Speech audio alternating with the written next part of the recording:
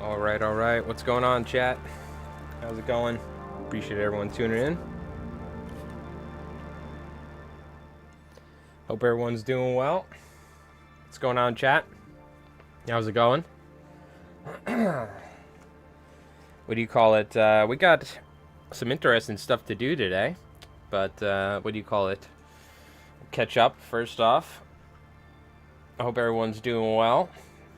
I started recording the voiceover for the 3K point battle report, so it'll probably be coming out. I don't know. We'll see. I don't think it's going to be coming out tomorrow, but because we're recording tomorrow, but if I didn't stream today, I probably would, but probably like Monday or something. I don't know. We'll see, but holy cow. I think it's like an hour and a half long edited. So it was like 2.5 hours of unedited footage. And I put graphics for like the new Firefly platoons and going over the new Firefly platoons, the Totenrot platoon. So it's just a whole a lot more effort going into this one than a normal battle report. But it's hopefully it'll do well because it's it's really impressive. Essentially 2 K-47 armies battling it out over a rift machine. So you'll see it'll be coming out soon. But I've been working on that. Of course, that's almost done.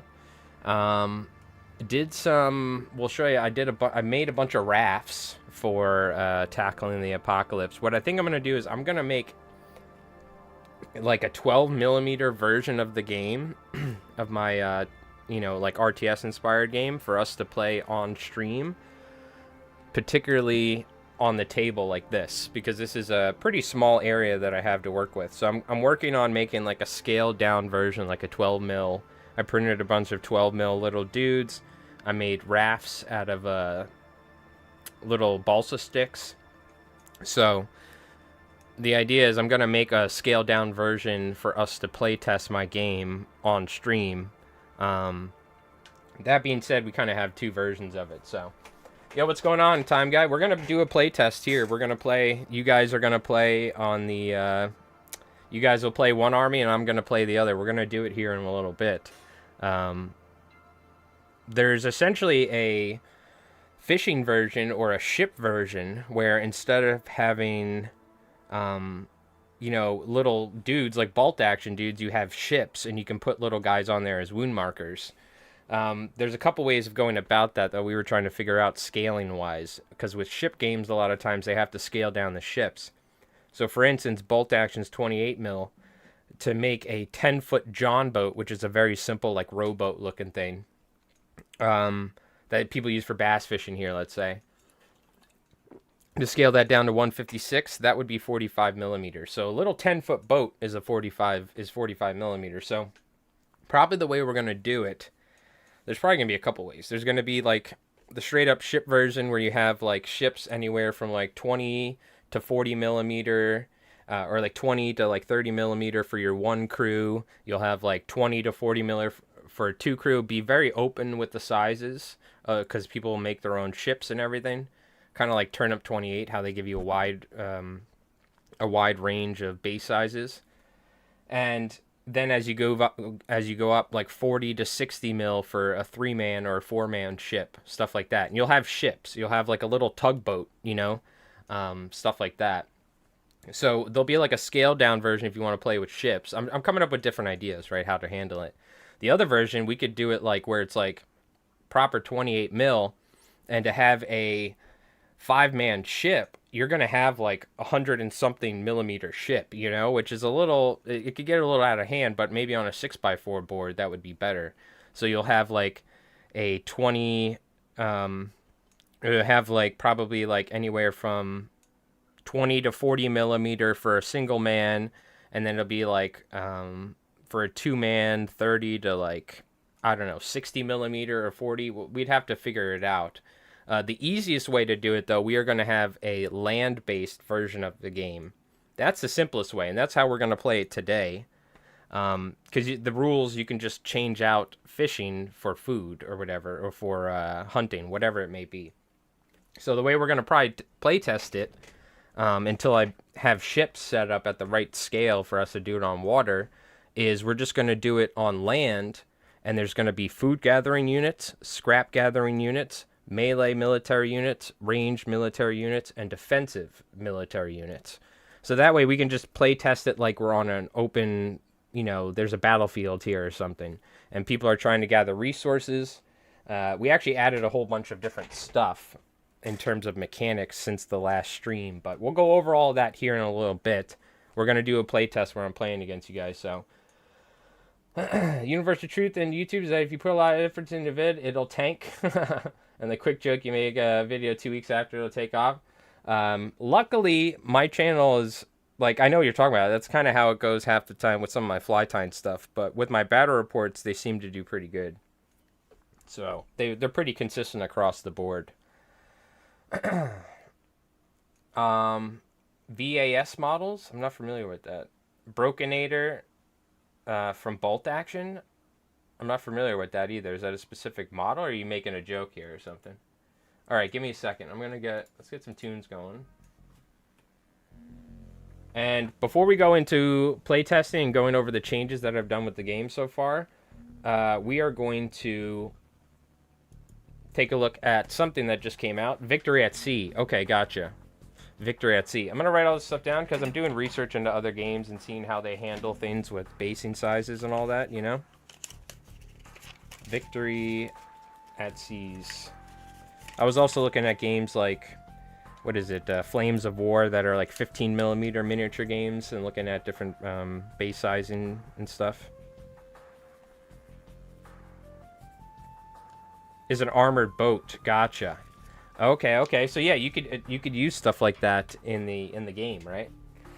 Again, I think there would be multiple, like, if you want to play at the proper scale, you're going to have like big ships with bolt action dudes on it, or whatever, whatever miniatures you want to use, like fishermen. So you'll have like a 28mm dude. You'll have 5 of these dudes on a ship. The ship has to be large enough to handle that, But that'll be like a 6x4 or something, or a 4x4 if you want to play it like the proper scale. Otherwise, we'll probably, it'll be open. The whole idea is that the scaling is up to the players and how they decide it, but we'll have recommendations in different sizes in how you can play the game, right? That's the idea. All right. One thing I wanted to take a look at is Konflikt 47 1 year on. So this is from the community website. I saw it on Instagram. I was like, oh, I want to take a look anyway. We might as well read it on stream. A look at the future of Konflikt and how we got here. So, let's go ahead and take a look here. It's been a ride, hasn't it? The new version of Konflikt hit the shelves last September with 4 brand new plastic kits alongside the new book. In January this year, we published a roadmap for this year's release, so we thought it was a good time to update you on the progress and what plastic kits you can expect going forward. Yo, RK, how's it going? I have a toy battleship that's just shy of a meter long. I had a plan of converting it into a gaming table. It's going to be a big terrain piece. Yeah, that's the cool thing. Play on Tabletop did that with like the giant Tau ship, where they played a whole like kill team game on it. And there's an Australian, or is it Australian or New Zealand based channel, Tabletop Time or something. They've done stuff like that where they played like a skirmish game on a giant terrain piece, which was really cool. So to begin with, let's talk a little philosophy, specifically our focus on plastics. While there have been some wonderfully characterful Warlord resin models like Der Enterman and the original K-47 range in metal and resin is still available, we know that for many people, building armies is much easier in plastic. Plastic kits also allow for plenty of weapon and equipment options, as well as the chance to start building up bit box for conversions. True, I have so many bolt action bits that I can use. So while we continue to design some new heroes and specialists units in Warlord resin, we're committed to fleshing out the current army list with plastic kits. All that's before we start expanding those lists with new and exciting units too. Okay, so we can expect new American units and stuff, but they're just trying to make sure that they refresh some of the older lines, right? to bring it up with the modern standard of like miniature building and stuff. Let's take a look at where we are with the past and upcoming releases as of summer 2026, a year on from the pre-orders and 9 months from the game's main release. So for the Axis, they've released the Stahltruppen, the Vogelspinne, the Totenkorps, and the Nachzehre.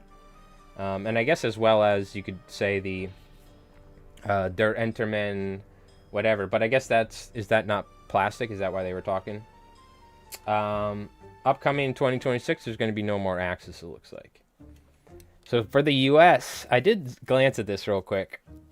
And I'm not going to lie, I just went, recently we bought the Birdie model, the George Washington model, the War Games Illustrated magazine with the sprue of Totenkorps, and I bought a box of heavy infantry.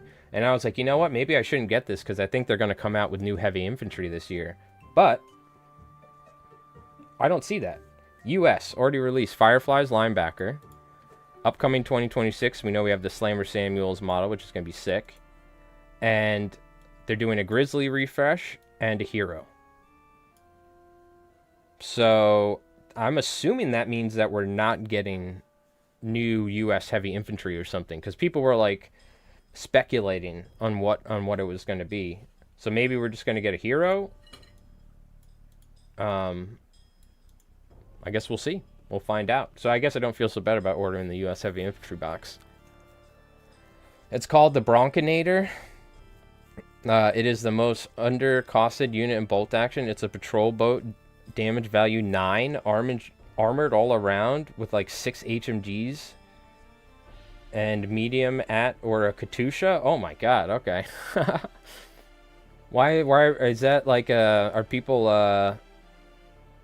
I've never seen anyone use that once in like a US competitive list. It sounds like a broken unit. Commonwealth, they got the Director, B for Birdie, the Mark II and Mark I. They're getting a Percival refresh, which is their walker with the Tesla in it, right?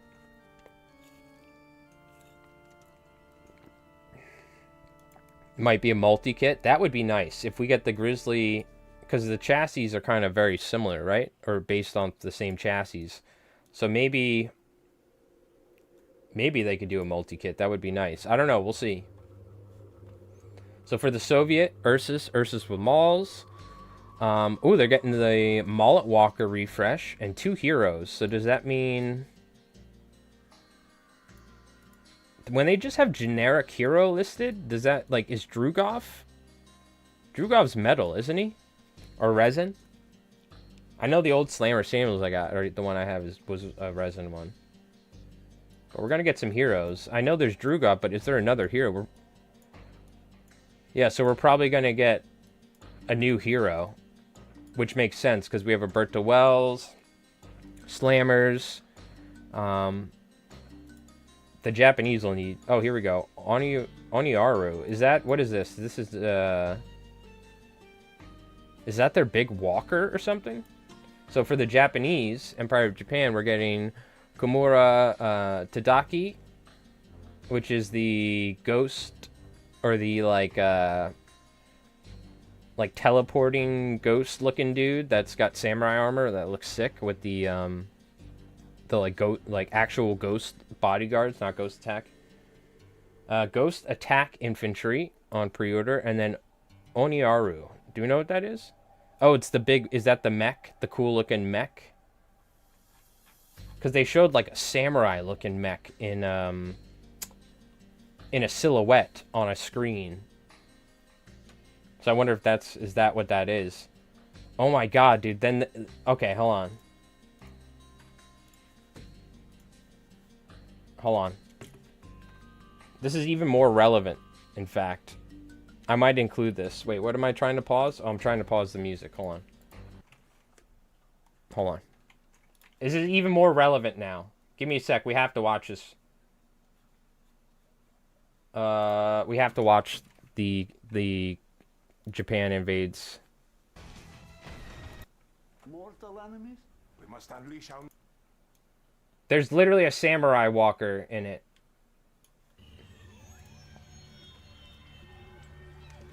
I wasn't going to include the part with the samurai walker, but now I forgot there actually is like a a cool looking walker that looks like a freaking Gundam mech or something, right? We just saw a silhouette of it. Check this out, dude. I have to use this for the invasion of America.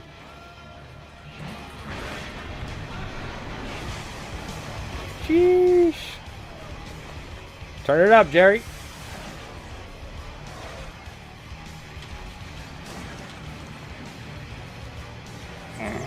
But I'm gonna like put in clips of I'm gonna include clips of like, you know, the like Rev's miniatures from the battle report in between. Ghost Squad.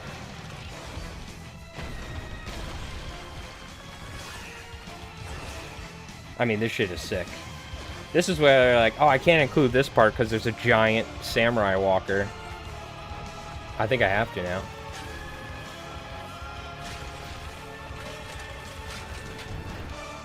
I mean, it's literally Konflikt 47, but like not in 1947.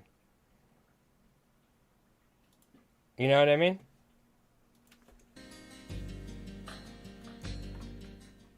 You know what I'm talking about? How good is that? That gets me hyped for Invasion America. I'm gonna have to make a YouTube short with that or something. Alright. We're already up to 14 plastic. Sorry, I had to show you guys that because I just picture like a... Obviously, it's not going to be that big where it's larger than a building. But the fact that there is like a samurai-looking walker, which I wonder if we can... Let me see. Oniaru Walker. Konflikt 47. I'm just trying to see. There was in a book or somewhere. It was either in a book or something. There was a silhouette that we saw. I don't remember where it was. Was it in the Festoon Europa book near the end of it? Or something? It was something like that. But we see like a samurai looking walker. I don't remember where it was. We saw it. I think we talked about it on stream. It was either in like a community thing, like a community post, or it was in the Festoon Europa book at the end of it or something. Oh, I have so much shit sitting on the book. I'm not going to look right now, but all right. All right, let's keep moving. We've already upped the 14 plastic kits available, not including the 2 push-fit frames we've been giving away at the events. With 3 more landing soon and 3 walkers arriving before the end of the year. Those walker kits will have a ton of weapon options too to give you lots of variation in your armies. There you go. That might be where you just buy a Grizzly kit and you can make it into a Bruin, Kodiak, or a Grizzly. You know what I mean? There will also be another 3 plastic heroes arriving by this year. So by the end of 2026, there will be 23 plastic kits in store. I think. Don't shout at me if I've added this up wrong. And the Oniaru, which will go on pre-order late 2026, alongside a handful of other kits, and arrive in the new year, will also have multiple build options. Interesting. I'm going to tell you right now, have you guys played against a Toten Rot platoon yet? It's wild. Especially Dirt Enterman. That dude is crazy. You're going to see in the new battle report. A few people have asked us why we can't be more definitive with the timing of some of these kits. The simple answer is we've massively increased our output of plastics as well as the complexity of some of those kits, especially the walkers. We've never sustained this level of plastic release before. While all the design and mold making, manufacturing of our metal, resin, and Warlord models is done here at our HQ in Nottingham, our plastic miniatures are designed here, and tooling and manufacturing is done by our partners. Gotcha. Main supplier is based in the southeast of England, is running at maximum capacity, and will continue to be our closest working partner for our plastic miniatures. They have a brilliant understanding of what it makes a great Warlord Games miniature and have played a huge part in our success. Bolt Action players will know that. Also, we also partner with Italeri. I never pronounce this right, but this is an old miniature making brand, right? Italeri for many of our vehicles, and we've had some single model push fit frames tooled and manufactured by Wayland Games. We're leaving no stone unturned in our pursuit of new manufacturing routes, and but that added complexity makes planning very challenging. I think they've done a good job. I know they had some issues with like releases for like the Soviets or this or that, or like people were waiting for a long time, but I think it's been good. And I will say this, I think they're the highest quality miniatures on the market. Like the Warhammer stuff, the mold lines are like way worse and stuff like that. Like the ease of cutting these out and putting them together is, it's probably the most, they're the easiest models I've like had to deal with, which is so nice when I have to build like a ton of dudes. You know what I mean? For like a bolt action army with their plastic. I have the German Air Winter Infantry kit that we have to put together, and I put together 5 dudes, and they went together so nice. Barely any mold line scratching or scraping. It's just easy to work with, you know. Sometimes we may have, and in the past, needed to move particular release around in that schedule, so that we can ensure it's the very best it can be. If that happens, we'll let you know. Crucially, it won't happen once a plastic kit is on pre-order, as by that stage it's been locked in for a long time already. So you can place your order with confidence. That's what I mean. They're trying to make sure that they don't have any issues with like releases. They want to make sure everybody, you order something, it comes, bada bing, bada boom. So I think they're doing a great job with it. Remember that all this is on top of our continuing bolt action release plan with new plastic infantry frame every quarter, as well as more new plastic vehicles in the most exciting recent development, all plastic guns and heavy weapons. Ooh, that's my favorite. If you guys have ever put together a machine gun or a mortar team, really a mortar team in bolt action, I put together the American mortar team. I watched like 5 different videos of people explaining on how to try and put that thing together, and like everybody was just like almost like guessing on how to do it. I think one guy I found, he like did a great job explaining. But those metal heavy weapon kits were just my least favorite thing of bolt action for sure. I haven't done metal vehicles. I've heard metal vehicles could be tricky. You have the US medium and light mortar. They all went together really easily. Mine did not. I'm telling you right now, the one from the winter kit, and there was, I clicked on the video. Everybody was like, "How the hell do I put this thing together?" in the comments. So, I'm glad you're an all-star at mortar building. Mine was like, I spent literally, I put like together like multiple sprues and other things, and like I put together a tank in the time it took me to try and put that mortar together properly. Because I could have put it together, but I don't think it was right. So I had to do it a couple times. Alright, remember that all this is on top of, naturally, lots of these kits are also suitable for Conflict 47. Any rumors that the addition of an extra 50 cal on the U.S. heavy weapons frame was due to lobbying from K-47 players is just hearsay, though. Ah. Okay, so is that what people were talking about, where the, there was going to be, like, HMGs on, like, the U.S. Armored Infantry or something? The chopper hoppers? What the hell is the chopper hoppers? Let's see. Oh, it was at the Adepticon previews. Okay, thank you, RK. Maybe I can find it. Invasion America will be hitting the shelves at the end of August. Okay. At the end of August. Interesting. Continuing to drive the conflict narratives forward and giving you some evocative scenarios to play. The 3rd volume in the Rift War series will be going on pre-order in November, and of course we'll continue to publish updates to the army list. Okay, so what do we think, chat? What's going to be the next? It's going to be Soviets, right? Yeah, it's going to be Soviets. Because they've done... Well, Festoon Europa has Soviets in it.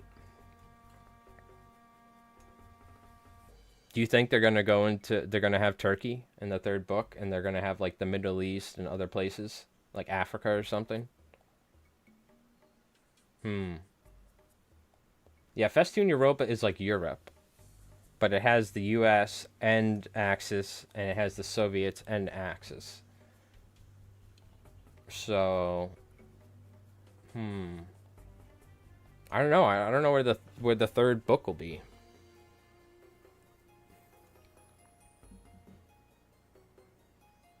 Bolt action weapon sprue getting an extra mark too. Gotcha. It's got to be the British and the Soviets, right? Well, the British are in Festoon Europa, and the Soviets are in Festoon Europa. So yeah, I don't know. Maybe it'll be something where it's like the. I don't know if they're gonna do Britain gets invaded, right? Maybe they'll expand though into like. Yeah, like Central Asia with like Russia and like Turkey. And maybe talk about Africa. I have no idea. India, yeah, maybe. Yeah, we need like we need like, yeah, see Burma. I guess Burma was obviously to do with the Japanese, right? So I feel like unless Invasion America is probably going to be mostly like focusing on the American-Japanese conflict and not on like the Japanese with like China and like Burma and all these places, or like when they were fighting the British in different areas over there in Asia. Yeah, I don't know. It'll be interesting. Soviets versus Brits. Well, we got a brand new. It's no, not everyone's allies, so it could totally open up into a like a Soviet focused thing with heavily British, a heavy amount of British forces, and then they probably mix in like maybe Axis, and they mix in, like a Axis versus Soviets, or maybe like an American versus Soviet, or like Americans are helping the Brits, kind of like how with some of the missions are in Festoon Europa, where it's mostly American, or it's like mostly Americans fighting the Axis, but there's stuff where you have to take Brits and stuff like that. You have to take. So I don't know. Maybe it'll be like that. I'm curious. So that's going to be interesting.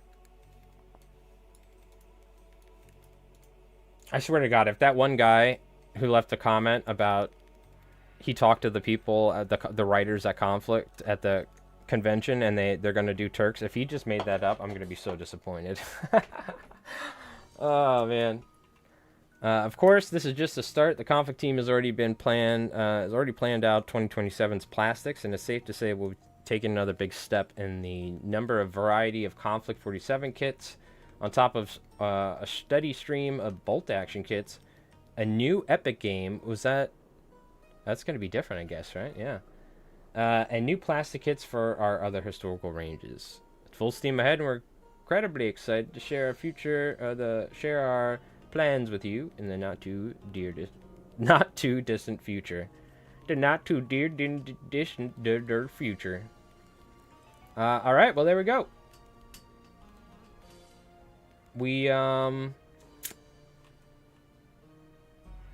I'm trying to see the Japanese. No, hey, there's Sean, by the way. There's Squig Herders. We got to check it out again. Shout out to Sean. Big supporter of the channel here. We just have to marvel at his painting skills some more. I have this miniature. I have to paint it up. He's all upset because I have Turks with fezzes rebelling against the Axis because he's got fancy fezzes. We'll see who's got the better fezzes at the end of the day, alright? Inshallah. Alright.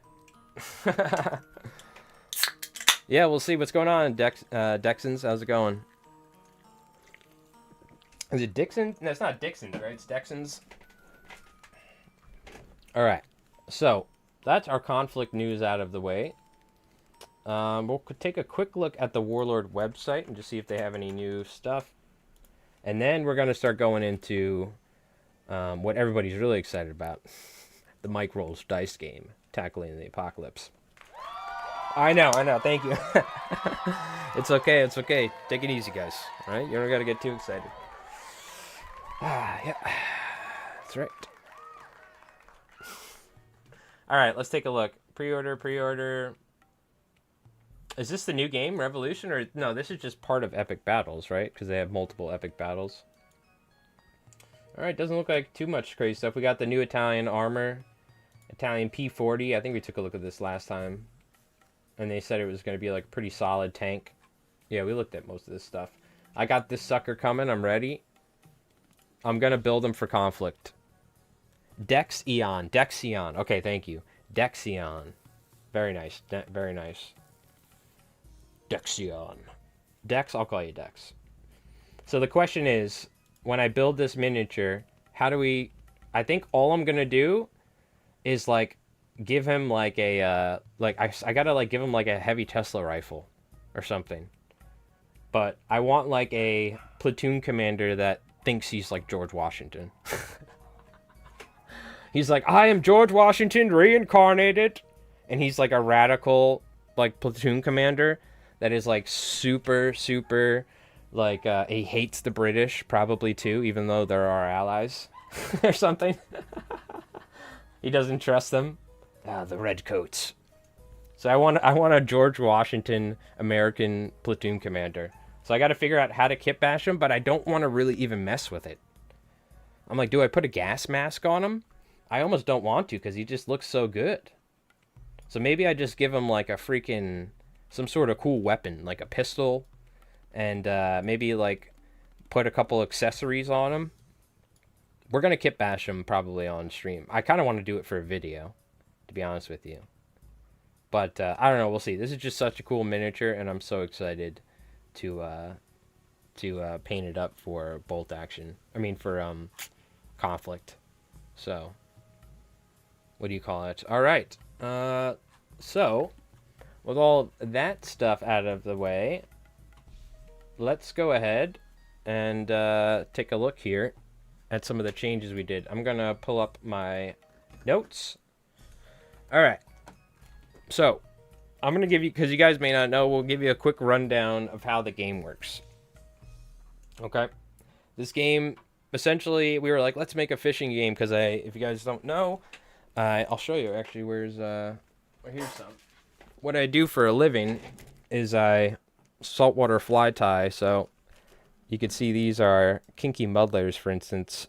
So I tied, like, I don't know, like 300 of these for some guys going down to Mexico recently, and they were catching like almost world record size roosterfish in Baja. But so that's what I do for a living, and make videos about fly fishing and fly tying on my first channel, Mike Rolls Dice. I mean, Li Flies Mike. So that being said, I wanted to make a fishing inspired game. So the whole idea is, it's essentially, we were like coming up with different ideas and like, oh yeah. And then I had a revelation, which was, why I was watching Hera, who's literally the top AoE 2 player in the world. I was watching him playing some AoE 2. I'm like, this is fun. And then I was watching, they had a tournament called the King's Gauntlet where they had streamers from various games compete in AoE 2. One of them was Grubby, who's a professional Warcraft 3 player, or former. And I was watching him play Warcraft 3, and I haven't played it for a long time. That was one of my favorite RTS games back on, like, Windows 98 or whatever the hell it was, right? Or, like, Windows, I don't even know. And, what do you call it? I was like, you know what? Why don't we do an arena-based, almost, or like a, like a 3x3, 4x4 type board or something, and we'll have alternate activations, and it'll be inspired by, like, the RTS games. So, like, the idea is you're going to harvest resources, right? You're going to fish for fish using your fishing ships, or you're going to scrap metal using your scrappers. And then at the next turn, you can spend those resources to spawn new units. So instead of a traditional tabletop war game where you start out with your entire army on the board, or vice versa, you know what I mean? You're going to essentially, like, build your army as you play the game. So that's kind of the idea. It's very heavily inspired from, like, RTS genres. I haven't even seen how the StarCraft game works. I'm assuming it's somewhat similar, but all I know is, what do you call it? We're actually gonna be playing that on the channel. My buddy ordered all this stuff, my buddy Garrett. But I haven't seen how the StarCraft game works. I have no idea how it works. So for all I know, it's very similar to this, but there's a good chance it's different. I saw there's like cards, this, that. Anyways. Essentially like an RTS style game, which there probably is stuff like this, but I've never seen games like this, and I've never seen people play it on YouTube for all I know. So it seems like, I mean, it's very interesting, the idea behind it. And we played one game last week and it was a lot of fun. But so real quick, um, essentially it's alternate activation, RTS inspired fishing and scrapping tabletop war game. I'm not going to read all this for you, but essentially you gather resources by making rolls, and then you can spend those resources on units. Either more resource gathering units, which are cheap, but they're not good at military, and they're not particularly good at capturing objectives. Or you can spend double the amount of the resources on a military unit, because military units cost way more. They're very good in combat. They get bonuses, and they also have more crew points, which are essentially to control the objective points. So the idea is the whole game, very simple. You go out, you get resources, you build up your armies, you control objectives. The objectives give you extra resource bonuses, but the main thing is they give you points at the end of the turn. So whoever has the most points at the end of the turn wins the game, essentially. And you do that by controlling objectives and out-controlling objectives, I should say, because otherwise it would just be a standstill. There is another way you can win, though. You can try and blow up your enemy's home base. So every player has like a home piece of terrain, kind of like Turnip 28 in certain scenarios. And that's where your units spawn. So they're going to be on like opposite sides of the map, you know, like your deployment area. But it's like an actual physical piece of terrain, or like a docks or something, right? And your units spawn within 3 inches of it or something. So that's like your home base where your new units come out and they spawn out of your docks. So the enemy can try and destroy it. I haven't figured out exactly how to handle wound, or the amount of wounds it'll have, defensive bonuses, because you don't want to make it easy. You want to make that like, that's like, if you blow up their home base, that means you either did something very tactical, or you like amassed an army and then like went around the side and just said screw the objectives, and you made it to their home base and you just attacked it with everything. So that's really the basics. You get the resources, you either try and build your army up to capture points or out capture the points, and or blow up their home base. So can my home base have twin autocannon turrets like Starship Troopers? Yes. You can do whatever the hell you want. It's probably going to have ranged attacks to try and... That way, so I was trying to figure out how you do it. It's going to have melee attacks and range attacks, but it can only do it defensively. If somebody shoots at you, you can shoot at a unit. So it's kind of like like you said, like a turret or something, like a defensive system that your base has. So you can't activate it during, how we go back and forth with activations. You're not going to use your home base as a unit, but it's there to like protect your. You do have some sort of defensive automated turret system, or it could be dudes with spears, right? Whatever you want. The most important thing in this game is for people to build or kit bash or come up with the wackiest, craziest things and let their minds run wild. Your town center has rung the bell. You can garrison some peasants. Yeah, don't ring the bell, though. You don't want to ring the bell. Because in AoE 2, you ring the bell, all your workers go inside the TC and you stop producing anything. I don't know if we'll have a ring the bell mechanic, but anyways. The other thing is there is like, you can kill NPCs and get loot, or you can get items, very simple items to give you like benefits in combat or movement. But so that's pretty much it. Let me see. What are some changes I've done? If you want to go back, the last stream really goes in depth. We're gonna be playtesting this game and building miniatures for it and doing everything on stream over the next, I don't know how many months now. So like, this is going to be a big project. So I'm going to try and figure out a way to get this whole document. I'm going to make a little document and make it available for everybody so you guys can read it at any time and play test it. Because the idea is the rules are going to be all free and everything, and make it easy for people to get into. But so there was a couple things I changed. We figured this out last time. There's no reason gatherers should have a better capture than military for the points. So military have 2 crew points per crew, or per unit, per a single dude. And the gatherers have 1. So, 1 military dude will be the same amount of controlling the objective as 2 gatherers. Right? And At the end of the turn, every player gets 1 point for every objective they control. And the NPCs also have control, so you have to kill the NPCs off the objective, like monsters or krakens or whatever you want, right? There's the home dock stuff. I'm just trying to think.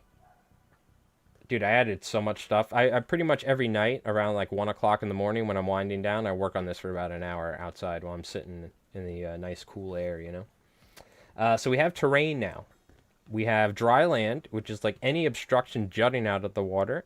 And again, there'll be a ship version of the game, and there's going to be a land-based version. We're going to play the land-based version today because I don't have any ships.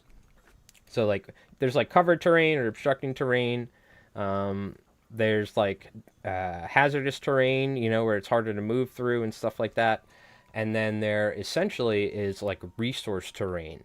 So instead of just sitting anywhere on the map, there it makes sense if you want to try and catch fish, you're going to go to a shipwreck or some sort of structure, like a jetty or some sort of thing where the fish will congregate, which is how fishing naturally works. You're going to look for structure, terrain. And for scrap, it would make sense that you're going to get scrap easier at blown up ships, whatever. So on the map today, real quick, I'll show you. We have, I'm using these as the home base, these little walls here. I'm going to probably have to adjust the colors and everything. Just give me, we'll do that later. I got some barrels and boxes, which will be our scrap terrain. And the trees and the dry little grasslands here will be where you can get food or fish, quote unquote, because we're playing, you know, it'll be hunting we're doing. So the idea is if you're within range of a resource terrain, it'll not only probably give you some cover, but it'll also give you a benefit, a +1 to your resource gathering roll. So if you stay still, just to give you an idea, there's fishing resource gatherers and there's scrapping resource gatherers, 2 types of resource gatherers. You use food for melee units and fishermen.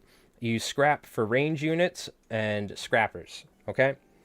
So you'll send a scrapper who normally on a 4-up gets 1 scrap, on a 6 gets 2, and a fisherman on a 4-up gets 1 fish, and 6-up gets 2.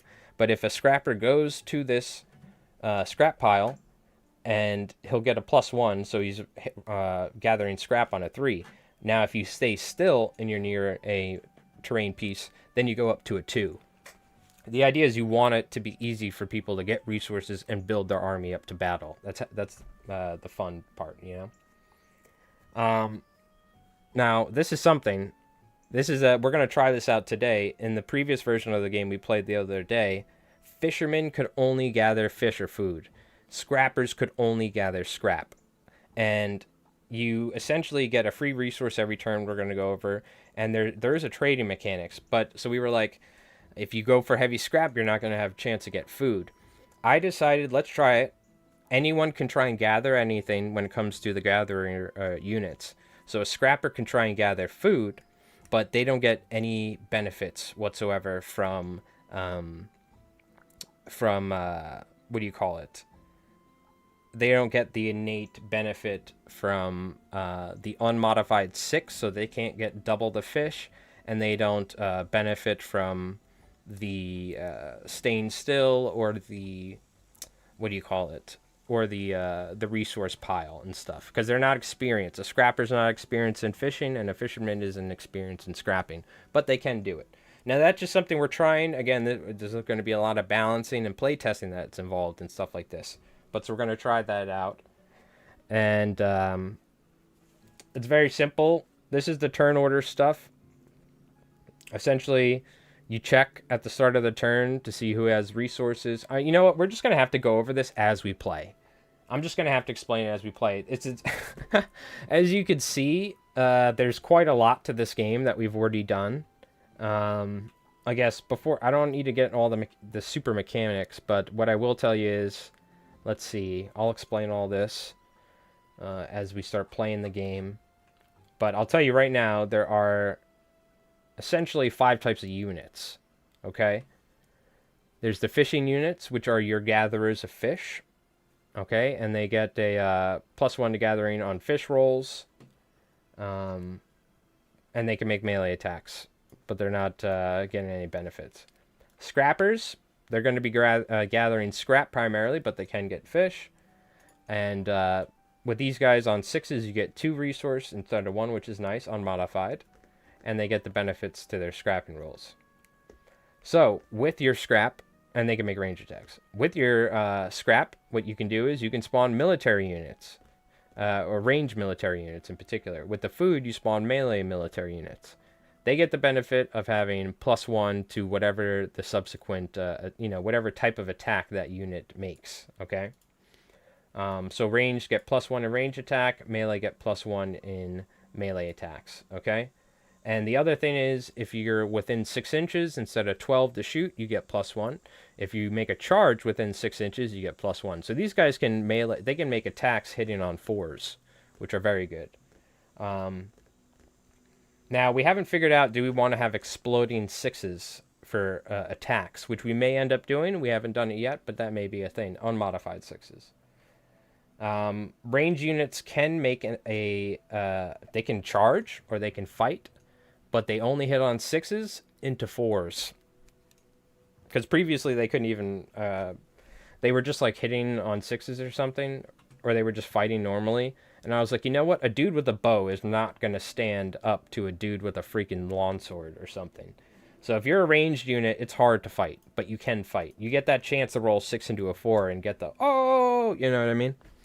Kind of like Konflikt has with the or the, trying to damage a damage value 7 with a no pen weapon or something, whatever. Defensive military, they get +2 to their defense rolls. They're purely there to sit and soak up hits, maybe block your enemy from moving up the board, right? They cannot charge or make range attacks, but they can fight back in melee hitting on 6s. Not 6s into 4s, but 6s. Because they are designed to kind of fight, hold the line, and fight. So there's a reason why you want a melee unit if you want to try and do damage in melee. There's a reason why you want a ranged unit so you can do range attacks. But the defensive military gives you the ability to try and like build a wall or something, or try and protect your home base. You know what I mean? So shout out to Jenny Brats. Jenny Brats came up with the defensive military unit, and I was like, that's a great idea. So, yeah, the resource cost, it's a 1-to-1 resource cost for a gatherer unit. So you spend 1 food for 1 food gatherer, and you spend 1 scrap for 1 scrap gatherer. And for any military, it's 2x. So I think for these guys, it's 1, for instance, a 1-man range unit would be 2 scrap. A 1-man or a 2-man melee unit would be 4 food. But a defensive military is 1 scrap and 1 food. So whatever, if you're spawning 1 defensive military dude, it's going to be 1 food, 1 scrap. So if you want 2 defensive military dudes, 2 food, 2 scrap for 2 defensive military dudes. All right. And you can have crews. This was, again, we're trying to figure out how we handle this with the fishing version and stuff. The idea is that the way we're going to do it, it's very simple. Everybody's on a 28 mil, they're 28 mil bolt action, so what is this, like a 25 mil base? You can either be in a 1-man unit, or you can be in a 5-man unit, up to a 5-man unit. So a 5-man food gathering unit, if you want 5 dudes all gathering food, you're going to get 5 food gathering rolls at once. But you're a bigger target for a military unit to come in and wipe out a ton of their resource gatherers. So, yeah, it's up to you how you want to spend your resources on your gatherers and your military units. We have our 2 scrap. So I guess on either side there is, or I guess on the board entirely, there are 2 food gathering terrain pieces, which are represented by the woods and the little hills. So we got rabbits and pheasants in here, and we got deer in the woods. I don't know. Then we have 2 scrap gathering terrain pieces on either side, and these are boxes and rubbish that you can go and get supplies from, because this is the apocalypse we're dealing with. And then we have our center objective, which is this crater in the center. So normally it'd be within 3 inches, but we'll probably be touching the terrain for the objective control, and you can go inside of it. So we're doing like a land-based version. And other than that, we have our home bases over here, which this is where your units are going to spawn within 3 inches of. So maybe today we'll make it so you can actually spawn inside here and then move out, because that's kind of cool. Because we're dealing with so little space at the moment with this little board that I have set up. But again, this is just for us to kind of play test and figure out things. And, you know, just test the overall game mechanics and how it flows and what it feels like before we, you know, go crazy. So, anyways, normally how the game works is there's a starting resource size, and this determines how many resources both players start out with, and they can deploy as many, you know, let's say you get 5 resources at the start. That means you're going to be able to deploy up to 5 gatherers, or what you could do is you could deploy a 2-man military unit for 4 food, like 4 food for a 2-man melee unit, and then have 1 scrap gatherer. It's up to you how you want to do it. Do you want military off the bat? Do you want resource gatherers? So that's the SR, or the starting resource, okay? And then every turn, each player gets a free resource, okay? You generally get a, what do you call it? You get a free resource, and it's half of the starting resource rounded down. So, or rounded up. I haven't figured out how I want to do it. But so the idea is, and it can't go below 1 or whatever. So rounding down works fine. If we're starting out with 2 resources this game, we're both going to start out with 2 resources. Every turn, we're going to be getting 1 free resource a turn. Okay? The other thing is, if you control an objective, then you get 1 free resource from an objective. So it's important to go out, control objectives, go out, get to terrain pieces where you can gather food and scrap, and try and build up your army. Now, what you could do is, let's say there's 5 turns, you could let some dude go take all the objectives or whatever, and, you know, make some, you know, get some... what do you call it? And don't worry about the pressure in the center. You stay back and you move to the resource gathering terrain pieces and try and out resource gather them.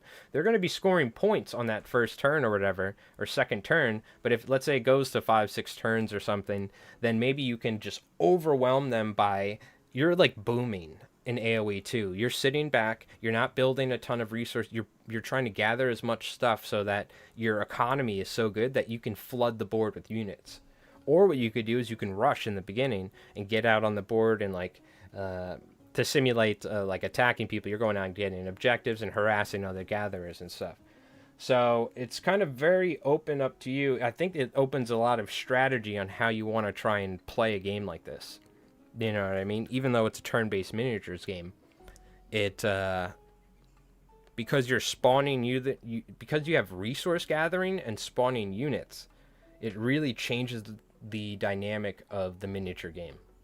That's one thing that I've noticed. So again, I can't wait. I think Saturday me and Rev are going to do our first play test. We're not going to film it or anything. We're filming our first game of Gaslands Refueled, which we're super excited about. We're going to be filming this Saturday or Sunday, tomorrow. That'll be coming out, you know, a couple weeks from now or whatever. But what we're also doing after that, we're going to do a play test on the 4x4 board with some tackling the apocalypse or something. We'll see if we got time. But I need to start, like, putting some, you know, I definitely want to make sure this ends up being a good game before I release it. So anyways, what we're going to do this afternoon is I'm going to get my camera colors right so you guys can see. And what we're going to do is we are going to do a little play test. So we'll start it up here. I'm going to take a break and grab a drink real quick before we start. But I just want to show you real quick. We're using the Turnip 28 musket dudes that I have as scrap gatherers. We're using my unpainted American bolt action U.S. infantry as food gatherers. Okay? And then along with that, we have our Fallschirmjägers, because they're all like light colors. These are going to be the melee military units, the Fallschirmjägers, to go along. So these are food units. And then we have the painted American riflemen, because they're like brown and green to match this. These are our military ranged units. One thing I haven't thought about is a defensive unit. So I'm going to have to do that. You know what? We'll use some gray. We'll use these gray winter air infantry as the defensive unit, okay? So that's what we'll do. Because I forgot we have a new unit in the game now. Okay. So real quick, it's hot as hell. I'm going to go grab a drink, hit the hookah lounge. We've been streaming for a little bit. Stretch your legs, chat, if you've been sitting down for a while. And we're going to go ahead and start it up. So what we're going to do is we're going to probably do 2 SRs, so 2 starting resources, because we're playing with a small board. We'll do, let's say, how many turns? We'll do 5 turns. And the end of each turn, you get 1 point for capturing this objective here. Okay? And whoever has the most points at the end of the turn will win. Or if you can... We're not going to do the destroy the home base thing yet, because I don't necessarily know how we're going to go about doing that yet. Right now, we're just using it as the spawn point. So we're both going to have 2 starting resources. We'll both start with 1 melee, 1 food gathering unit, or fisherman, and 1 scrapper, 1 scrap gathering unit. Just to keep it even and simple. And then I'll ask you guys in chat. We're going to take turns activating. And if you guys are a little slow, I'll just go ahead and activate. But if you guys want a chance to try and participate and play, then, then you can just type in chat and tell me what to do, and we'll do it. So you're going to move around and gather resources, accrue them. We're going to spend them at the start of the next turn. Start deploying units, probably more gatherers on turn 2, so we can start amassing, or maybe start deploying military units to try and kill the gatherers from the other player. So that's what we're going to do. I'm going to go grab a drink, and yeah, we're going to get back to it here in just a sec. So I appreciate everybody hanging out and bearing with me in this experimental game that I've made. So I don't know, I'm excited. What do you call it? If anyone's been listening to me babble this entire time and still here, what do you guys think so far from what you've seen? Let me know in the chat. All right, I'm going to take a quick little break, and we'll be back in just a second here, chat, for tackling the apocalypse. Or, better known for the land-based version, conquering. Oh, wait. Conquering the apocalypse. I gotta get my reverb right. Sounds cool so far? Hell yeah. Well, you guys are in on the ground level, so I'm gonna have rules probably up in the Discord at some point or something where you guys can just play it whenever you want. So, and what do you call it? Let me know how you guys like it. So, all right, we'll be back in a second, chat. And you guys are going down. You're gonna lose. You're gonna lose, chat. I'm the creator of the game. It's not like I'm gonna lose like when Jenny Brats beat me a couple days ago. Alright, I'll be back in a second, chat.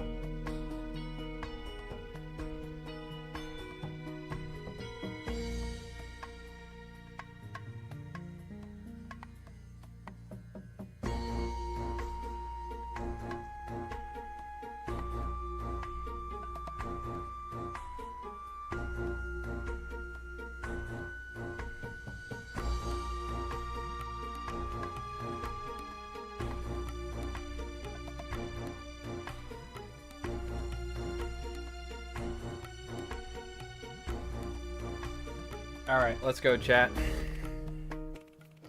We're gonna switch it up. Let's get some Command and Conquer music, and we're gonna start our second playtest, or I guess technically third playtest of tackling the apocalypse we've ever done.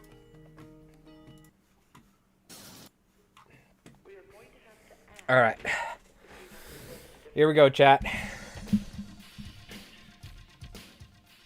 So, the way this is gonna work, both of us are gonna get a food gathering unit that's going to spawn on the edge of our home base, and a resource gathering unit. We are going to take turns. It's an alternate activation game. I'm going to ask you guys in chat, what do you want to do? You can either advance, or you can either go cruise 6 inches and shoot or gather, or you can move 12 inches. I will check the Discord. You can move 12 inches to either charge or just move 12 inches and get somewhere. So you can only gather and shoot, gather resources on an advance roll, okay? I'll tell you guys, whenever it's your turn to activate, I'll tell you what you can do and everything. So you talking about this thing right here? What's it called? Bronkinator?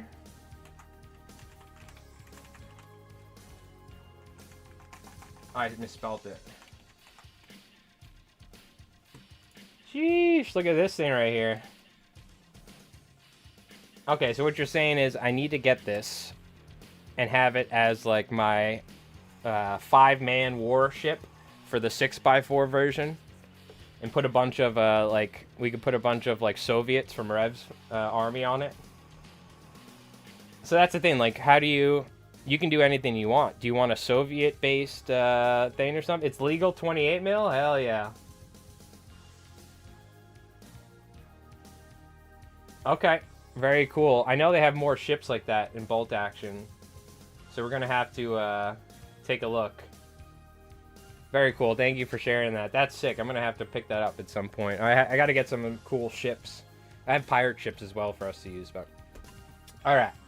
We're going to take a look at the Discord, too, at the end of the stream, what everyone's been up to hobby-wise. Okay, so we have... You know what? I'm going to go back to the AoE music, because this is just, like, too much for me to explain how the game works. Okay? This is better for an RTS game. Or maybe we could do, like, StarCraft music. StarCraft OST.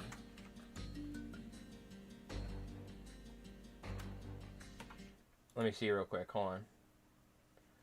This one's got ads. If we're getting ads while playing, we'll go back to AoE. I know that's safe. I'm not going to get copy striked. I got to find the right music playlist for it. All right. So, chat, we're going to roll off. Oh, I got to get my dice. We're going to roll off and see who's going to go first here. And then you guys will activate. Or me. There's a couple of dice you need. It's a D6 game, so you just need some D6. Really no more than 5 ever if you're going to be making a roll. But you do need 2 D10.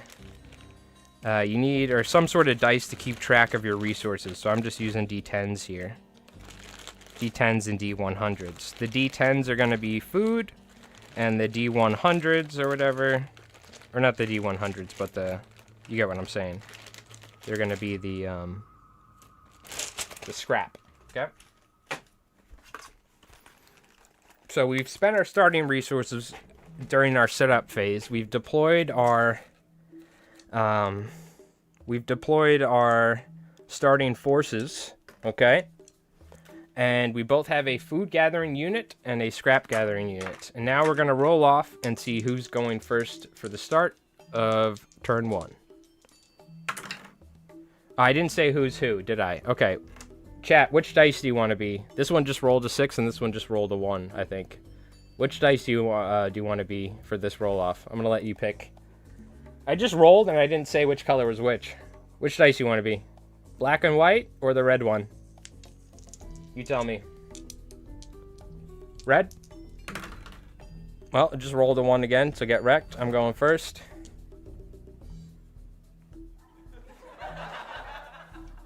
Okay.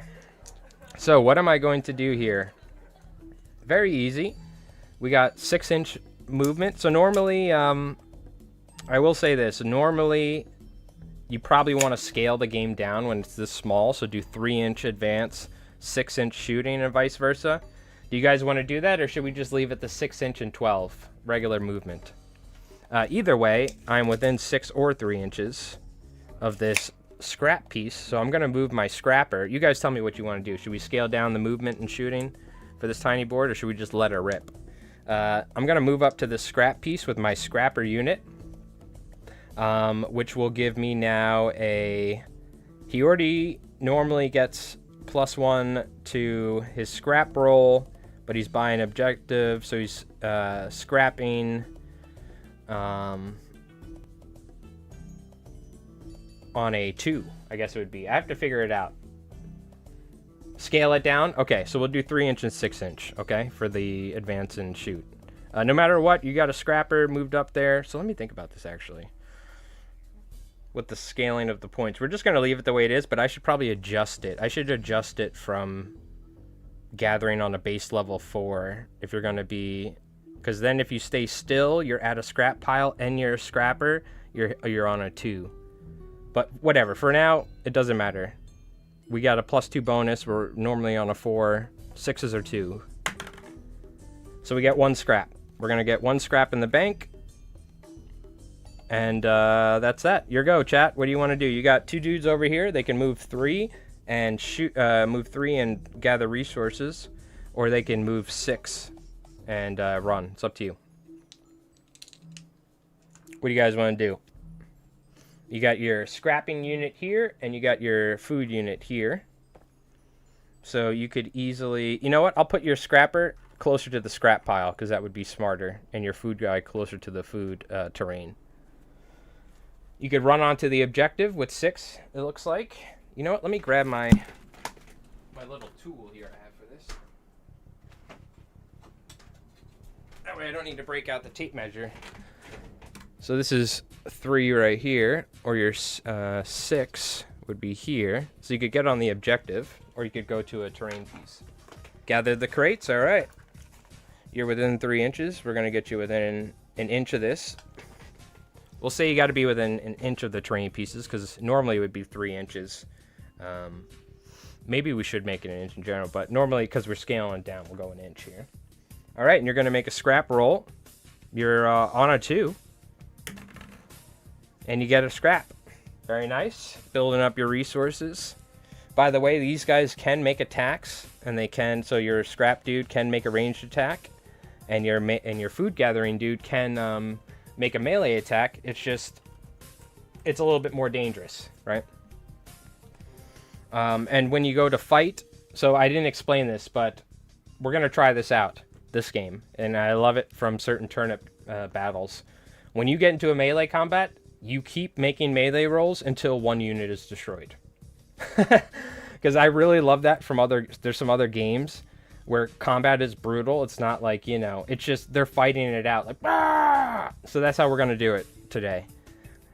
When you get, it's not like if somebody doesn't get destroyed, you back up. That's how we did it last time, which is maybe how we are going to go with the game in general. But I think it's fun to test it out. 2 melee units get in there, and they're just going to fight it out until somebody's not left. So that's how we're doing it. All right, so it's my activation. It looks like, unfortunately, I probably won't be able to make the 3 inches here for the food on the terrain piece. But what I will do is I'll start making my way towards the objective 3 inches, and I'm going to make a food roll. So this will be on a 3 technically. I'm going to change this later on. In fact, maybe we change it right now. I gave a normal +1 to all gatherers, then they get a +1 to be near terrain, and then they get a +1 for staying still.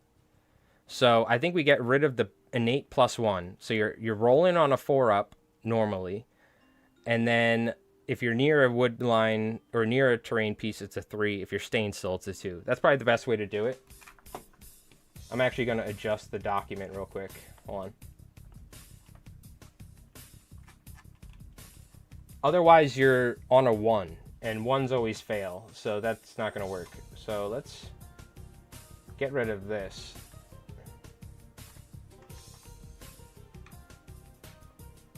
So it actually gives you a reason to stay still and gives you a reason to go to terrain pieces. I want the game to be interactive, right? Okay. So from now on, we're on a 4-up. Unless you get to a terrain piece, the appropriate one, you're getting a +1, and then if you stay still, you get a +1. 4-up. Nope. No food there. Okay. And what would you like to do, chat? Klovek, Scar, Rudy, whoever's watching, Dex. You got your food unit here. You can either run to the objective and guarantee that... So here's the thing. If you get on an objective, you guarantee yourself 1 free resource of any kind at the end of the turn. So I failed my food roll on a 2. If I ran, I would have guaranteed got it. Or you could run to this terrain piece here and guarantee next turn. That's up to you. You want to move 3 and try and make a gather roll? Do you want to run onto the objective? Guarantee? Run? Okay. Let's run you onto the point. Guarantee you a food roll. So at the end of the turn here, you guys are on the point. You're going to score 1 point for the objective control for the end of the game, which is very good. And you also are now getting 1 free resource. So you already have 1 scrap. I have 1 scrap. What do you like? What would you like? Would you like another food? Or would you like a scrap? If you get 2 scrap, you can spawn a scrap military unit. Or if you get, or you can keep going with resource gatherers. Up to you. Yo, Jenny Brats, what's going on? We got the professional tackling the apocalypse player in the house, so professional playtester. I turned the gun 180. All right. Well, take it easy there, Clove. In game, obviously, in game. Are you all right there, Klovek, or what? All right. So, what do you guys want? Do you want a scrap or do you want a food?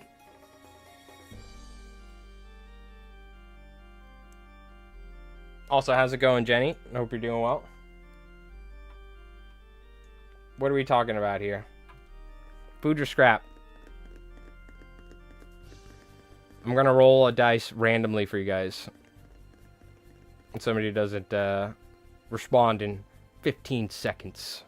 Because we gotta keep this thing moving. Okay, gotcha. Gotcha.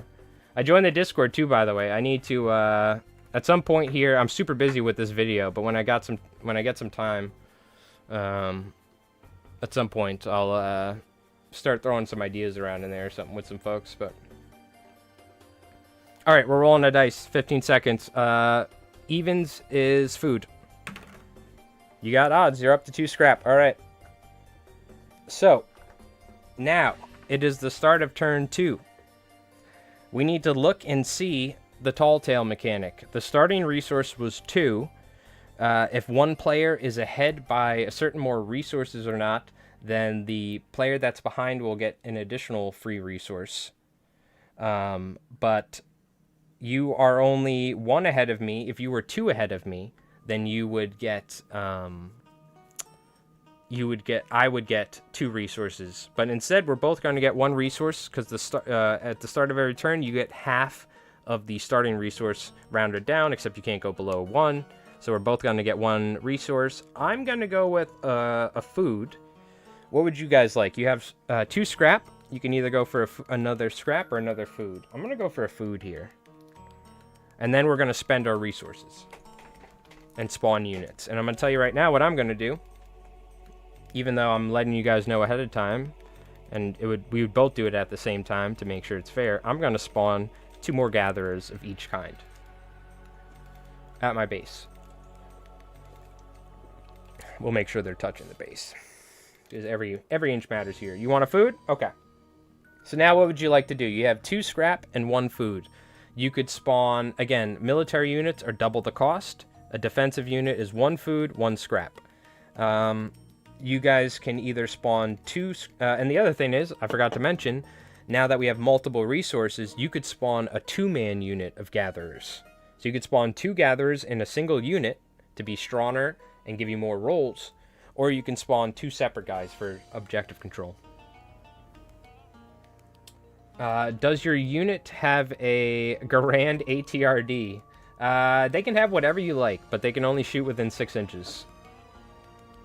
Yeah. By the way, Jenny, we've scaled this down to 3-inch and 6-inch from 6 to 12 because of how small it is, so.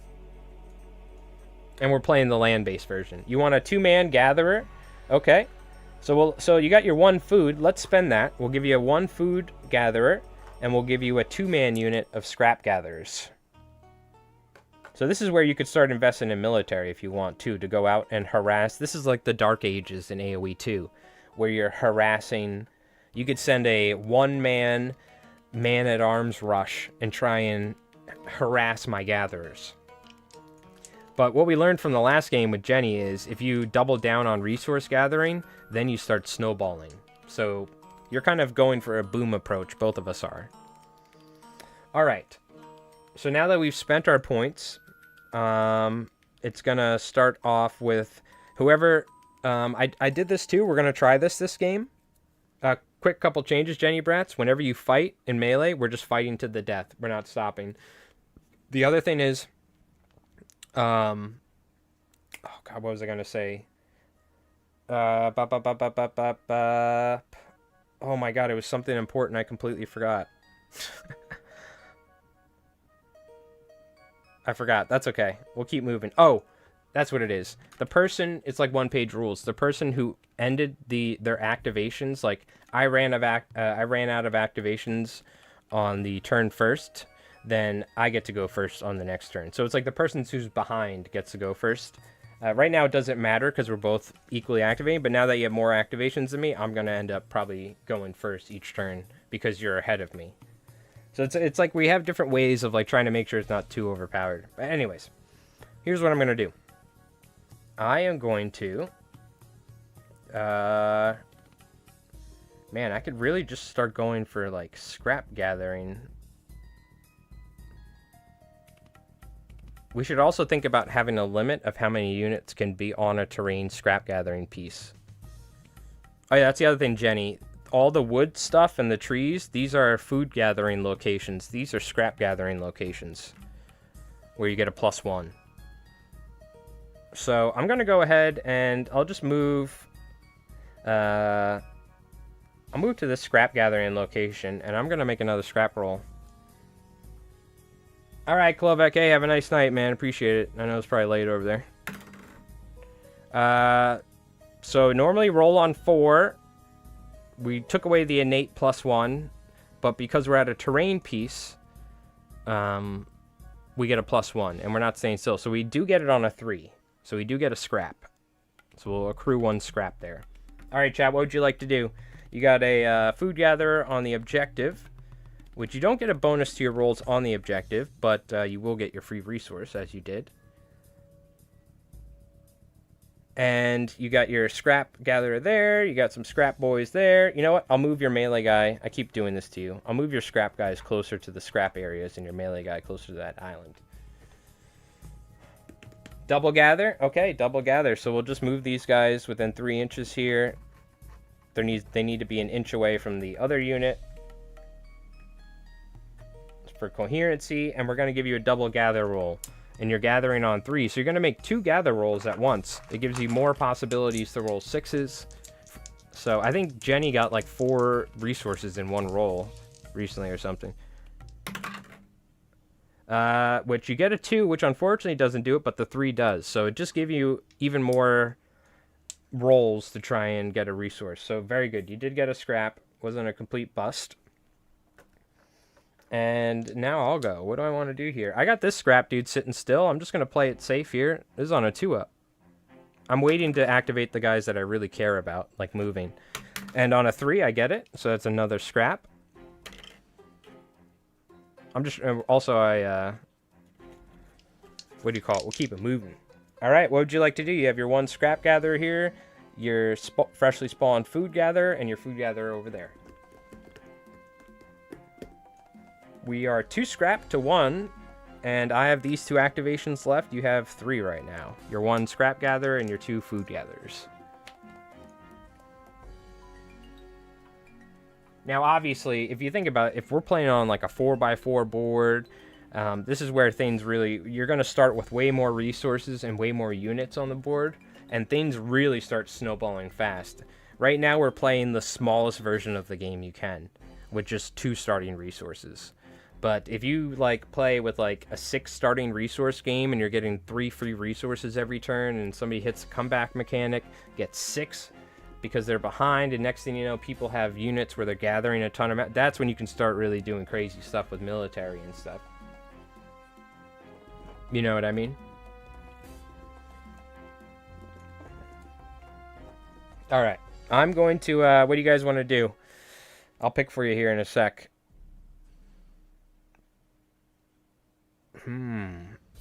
Either keep gathering or start moving around. What would you like to do, chat?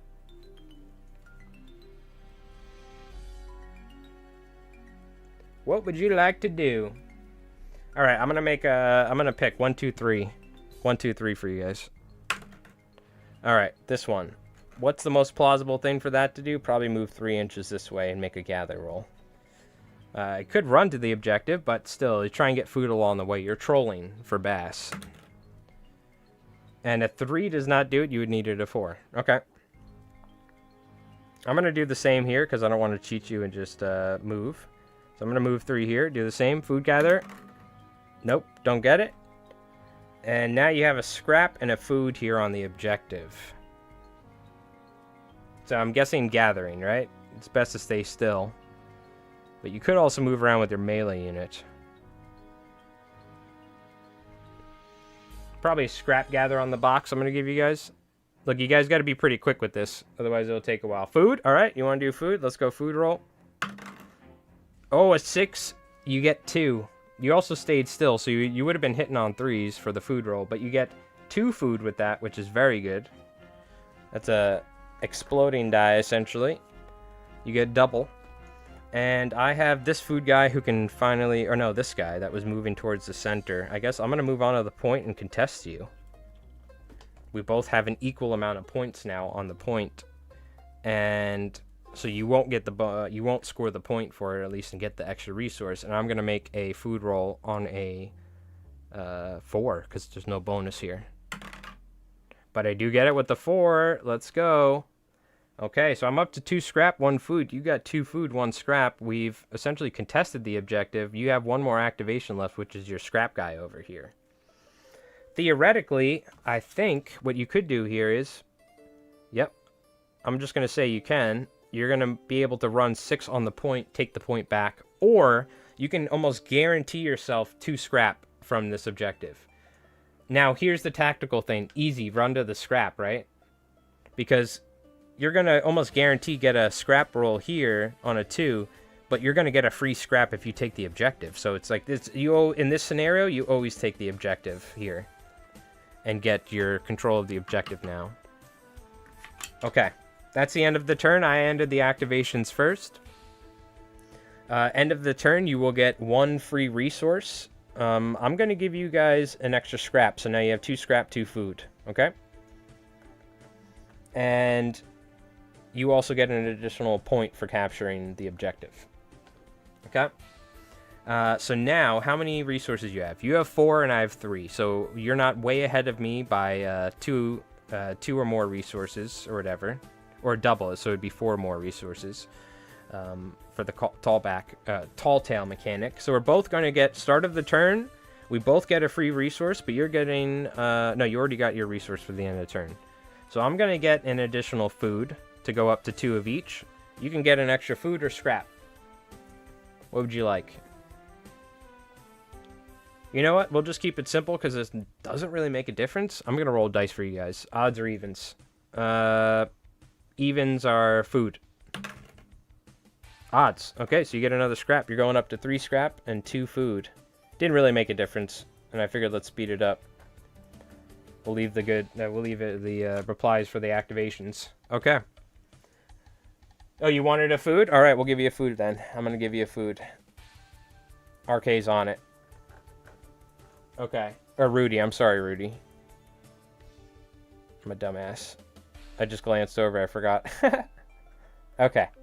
So now you're at 3 food, 2 scrap. I'm at 2 food, 2 scrap. It is turn 3. You have 2 points to mine. And I need to start doing some stuff here. I am going first because I ended my activations first. Now we got to spawn units. So figure out what you guys want to do with 2 scrap and 3 food.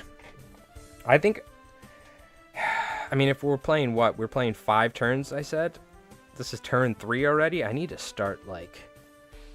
need to start killing or something. Maybe go for military now? I'm going for military. I'm going to spawn a 1-man melee unit and a 1-man ranged unit. Can charge 6 inches, can shoot 6 inches. Can shoot 3 inches. 1 combat and rest into gatherers. Ooh. So you can do essentially, the most you can do is a 1-man military unit. So let's give you, what do you want, ranged or melee? It's up to you, and the rest will go into the gatherers. Because you have 3 food and 2 scrap. You know what I'm going to do? I'm going to come up with like a thing that shows how much scrap and stuff you guys have. Let's do this on the fly real quick.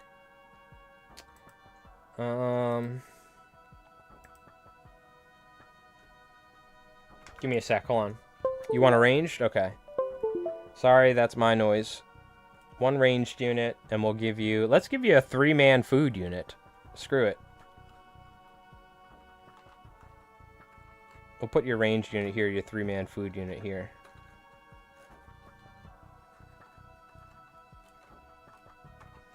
Give me a sec. This will be resources.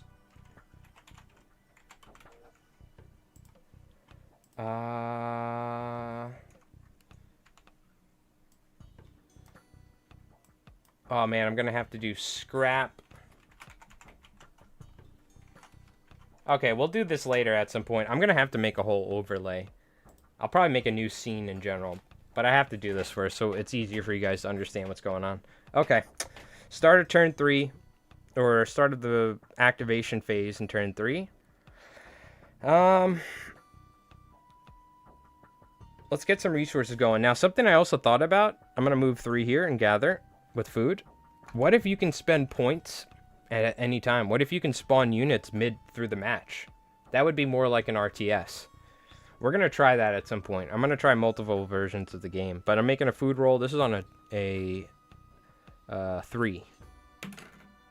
Oh, with a 6, I get 2 food. Okay, very good. I was starting to feel a little behind. Because it can feel like that. But I needed that. Okay. Chat, you got a bunch of different options here. You got 1 range unit and a bunch of different resource gathering. Tell me what you want. You want food, you want scrap, and I'll move you accordingly probably. Or move you. We'll pick a unit. Things are escalating. Yeah, so this is like, The one I gotta start flooding the objective in the center. Is what I need to do. Now I have 2 military units. It's going to give me a lot of objective control. You could do the same, but... oh my god, I just realized we can go on the objective too. Because we're playing on land. So I'm going to get up in that shit and charge your ass at some point. 3-man advance to the crater? Damn it. You've caught my plan. So we're moving you 3 inches, and you're going to make a 3-man food gather roll, because it's ridiculous to spawn a 3-man gatherer unit and only run with them. It would give you 3 capture points for the turn, but... you only end up getting 1 food, but that is still a food to keep you... it's like a resource war. It's not only a war for the table, but it's a war for resources as well, which is very interesting. Maybe we'll make it to, like, there's going to be some way of figuring out how many resources were collected or something, or whoever has a ton of resources at the end of the game will also get some points. Maybe you get a point for having the most resources at the end of the game or something. I don't know. We'll find another way. We might need to balance the game. All right, so now I'm going to go. Let's go ahead. I'm going to wait to do my military activations. So I'm just going to do my scrap roll. I got 1 scrap dude on a 2. I got a 6. Let's go. I tell you what, there's nothing better than rolling a 6 in a game and getting 2 of something. That's my favorite thing in like every game of all time. So I get 2 scrap. Let's go. All right, chat. What would you like to do? You have 1, 2, 3, 4, 5 activations. I needed that. I needed the 6s. Needed it. I love like 6s, like exploding die and stuff. Gather the 2-man. Okay, you're gonna be hitting on 2s here, or gathering scrap on 2s. And you get 1.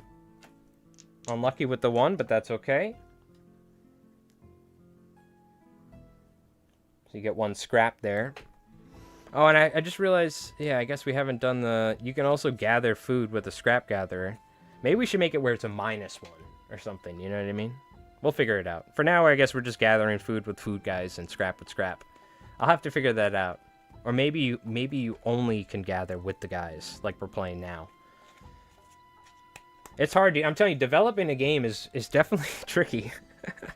It's definitely not easy, developing a game, but we're going to figure it out. All right, so you went. Now I'm going to go. And I went with this dude. I'm going to go with another scrap gatherer. Pardon me, though. No, wait. I'm kind of in the lead in resources. Maybe I should get on the point. You can measure at any point in this game. I'm going to do it. I'm going on the point. I'm going to contest it. Yeah. I'm contesting. All right. Here you go, chat. Scrap guy can only do food on a food spot. Ah, that might be... That makes sense. Maybe we'll do something like that. And it's just on a 4-up. Or something like that. You know what I mean? Yeah, that's a cool idea. I'm going to write it down. I'm going to write it down because that's pretty interesting.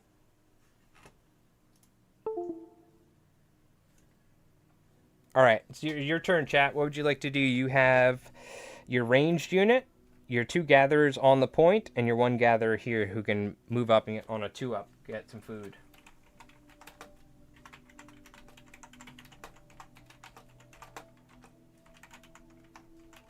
Yeah, we'll call them scrap heaps, and I don't know, food spots or something, whatever, for the land-based version, you know.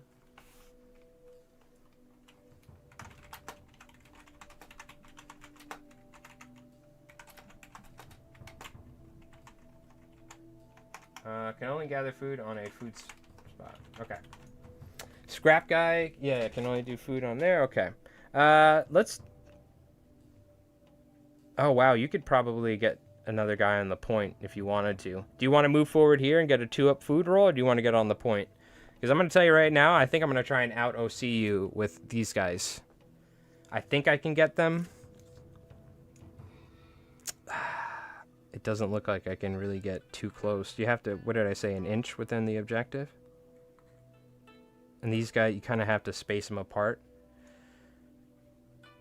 This guy's kind of screwing me. Oh, I could still go with this guy, though. So I can move with him. Okay. I could probably get 4 capture points. So even if you run this guy... Can he get on there? He can. Even if you run this guy on there. But you also have this guy? I don't know. The 2-up? Alright. Yo, old gamer dad, how's it going? We created our own game. And it's like... Age of Empires / Warcraft 3 mixed with tabletop wargaming. It's like Apocalypse. You need to gather food and scrap, and food makes melee units. Scrap makes range units. You have gatherers, which are only really good at gathering, and then you have military units, which are strong at fighting and holding points. So you start off with a small amount of gatherers. You collect resources. We're on turn 3 right now, and we started out with 2 dudes. And on middle of turn 3, now we've spawned military and more gathering units. So we're like, it's like AoE. You're making villagers or like peons in Warcraft 3. You're gathering resources, and then you're spawning military units. Have activation markers? 100%. And in fact, I'm going to do it right now. Normally we have items as well. There's like items that units have. That guy moved. This guy went. Those guys went. You're gonna go for food here on a 2-up. Is that it? Yeah, because we both went 3 times, I think. Yeah, that makes sense. Yep, and it's gonna be free essentially. You know, like 1-page rule style. It's gonna be for anyone to play. And maybe I'm going to try and like make some miniatures or like, you know, eventually have like a book or something. I don't know. Try and help get myself out of extreme poverty. So, all right. We are going to make you a food roll on a 2-up. And you get a 5, you get an extra food. So now you're up to 2 food and 1 scrap. I have 2 scrap, 2 food. And it's your go, chat. Your go. What would you like to do? Oh, no, it's my go. My go. I'm sorry. Sorry. I'm going to move with this guy. I'm going to move 3 inches and make a food gather roll. It's going to be on a 4-up. And I'm making room for my military units to get into position. To out OC you guys. Or out CP you guys. Crew points. 4. No. Okay. But I made room. So you guys have 2 gatherers up here. Now you could even shoot me right now on a 4-up, right? Yeah, 4 to shoot, 4 to hit, I think. Or wait, how do we do shooting again? I forgot how we did it. I think it's 6s. Yeah, 6s to hit and 6s for defense, no exploding die. But that's why military units they can hit on 4s if they are within a certain distance or charge within a certain distance. Or they hit on 5s normally. We'll have to figure it out. But yeah, so it's on 6s if you like to shoot. What would you guys like to do? You could charge with this food, or you can keep gathering resources as well. Oh wait, you went with the... You went with those guys, didn't you? For the double gather? Yeah. Because I have 4 activations, you have 3. That makes sense. Alright. Activation markers, a absolute must. 100%. Because it's not like a tiny skirmish game. You know what I mean? If you played this on a larger board with like 10 starting resource or something, it's going to get crazy. It's going to get crazy. I guess the one... So this is a possible downside or a possible upside, depending on if you're a psychopath like me and you like miniatures. You're going to need... depending on the size of the game, I guess as you play the game and collect and build more for it, like you're going to need a lot of miniatures. Because if you start going up to like tons of 5-man teams and stuff, you're deploying late game. Maybe we'll start... It's like a 10-turn game or something. Because honestly, turn 1 through 2 like flies by or something, right? You can do crazy shit. All right. What'd you like to do, chat? You also have 1 ranged military unit here. I have 2 military guys left. You can only charge within 6, and you can shoot within 3, because we're halving the distance today. So I'm telling you right now, it looks like I can get both of my guys on the point, because I made room. And these guys both have 2 crew points each for capture points. So right now we're tied on the center. You could theoretically move some of these guys, make room for a ranged unit. Because we'll say he can get there as well from the home base like me. But I would still be able to out-OC you. Gather with the center. Okay, and what I'm going to do is I'm going to move... You need... It's up to you. Do you want me to move him? You would only be gathering on a 4. If you stay still, you're gathering on a 3. Because you need to make room with one of these guys to get your ranged unit on the point if you want. But maybe you don't. Maybe you're going to go attack. It's up to you. It's tricky, right? Because looking now, I can out OC you. Or out control the objective points-wise. If I get my both military units on there, which I think I can. So you may want to... But then you could reinforce the point next turn, take it back. But it's like, do you want to... I don't think you can move 3 and shoot 6. Well, maybe. You might be able to shoot... No. I don't think that's... Is that 3 from there? No. So I don't think you'll be able to shoot this turn with that guy. Don't move? Okay. You're on a 3 up. And you do get another food. Very nice. So you go up from 2 food to 3. I went down a food for you. My bad. Okay. 3 food, 1 scrap.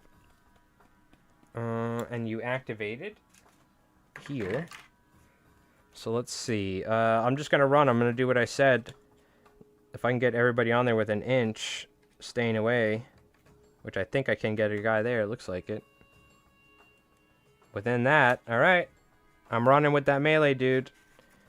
I'm going to try and out OC it and get 1 point this turn.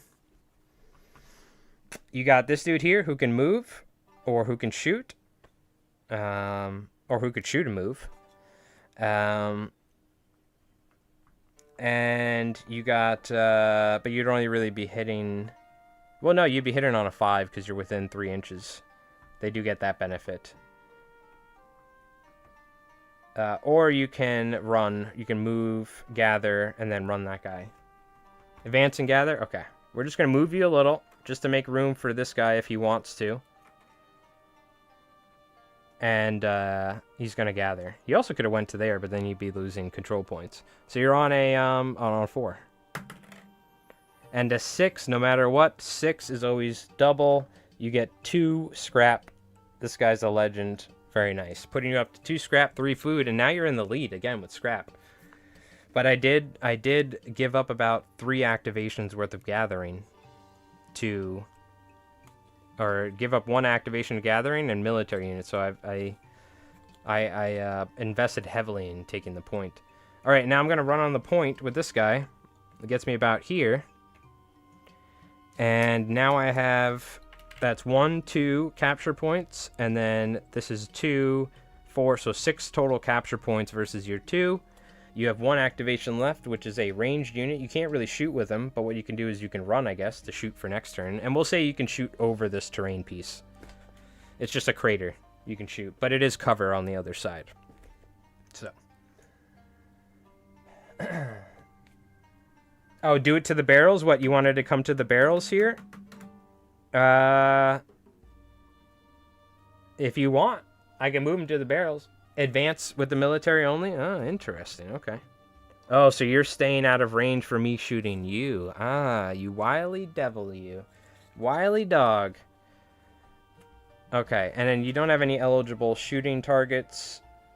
Oh. You know what? I'll say you moved over. I'm going to allow you to shoot my food gatherer. We'll say you're within an inch. You can just shoot past that dude. I'm going to allow you guys to shoot. Let's make our first attack roll. You're going to be hitting on a 5 here. And you do hit. I think it's 6s for defense. Unless you have a defensive bonus. Is there cover? Not really. Nope. And I lose my food gatherer. Okay, there you go. Tricky, tricky, tricky. That being said, luckily I still have military units on there. I still out OC you. But losing a gatherer always sucks. Okay. So that being said, that is the end of the turn 3.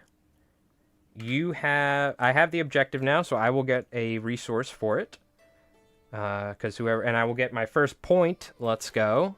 We only have a couple more turns left. I'm going to go for an additional food. Because this is a small board and I'm metagaming. There's going to be some melee probably going on. So now I have 3 food, 2 scrap. You have 3 food, 2 scrap. How are the K-47 Turks? Good. We, what do you call it? Downstairs, we have the Jinn. I have a 3-man unit of Jinn printed, which are our Shrek Wolfen equivalent. And I printed, the thing is, I printed the Whirling Dervishes for my assassins. They're like an assassin unit that can, like, do dervish, cool whirling dervish shit into combat. But I printed them, they were way too large. They were like Trench Crusade scale, like 32 heroic. So I printed all of them, and I was like, okay, great. So I had to reprint I scaled down the bodies, supported it myself because they were pre-supported. And you can't take like a supported mini and scale it down because the supports get too thin. I learned that lesson the hard way. But so what I did is I had to like re-support the miniatures to make sure they printed right. But I got them printed, so I'm gonna print probably like another set of the dervishes, and maybe another set of cavalry. The problem is the cavalry was like a 4-print thing, but the cavalry are 6, so I'm definitely gonna print 3 more Jinn too. But I'm working on it. We're gonna have another video coming up specifically on the Turks, but and we'll probably do some live stream stuff with them. But I'm in the middle of editing our largest battle report ever, and then we also are going to have a sponsored video that's going to be coming up for the end of July or start of August. So our first sponsored video, which is cool, and it's going to be conflict related. So we got a lot of stuff coming up. So, but the Turks are still going on. You want 1 melee infantry and 1 ranged. Yes, okay. So you're going to go for 1 range unit and 1 melee unit. And would you like another food gather, or are you saving your resource? We'll just give you a food gather. And we'll give you a melee unit, which is a Fallschirmjäger. Okay. And take all the things away. I will go with the same, it looks like. Because we had the same amount of points. So I need the activations as well. Yeah, well, not only that, but then I also have my own fly tying business. So I've just been tying, I gotta finish up these massive squid flies. My other YouTube channel, which is like my main YouTube channel, even though this is kind of taken over. My fly tying channel, which I really need to do a video for. So yeah, I'm always busy.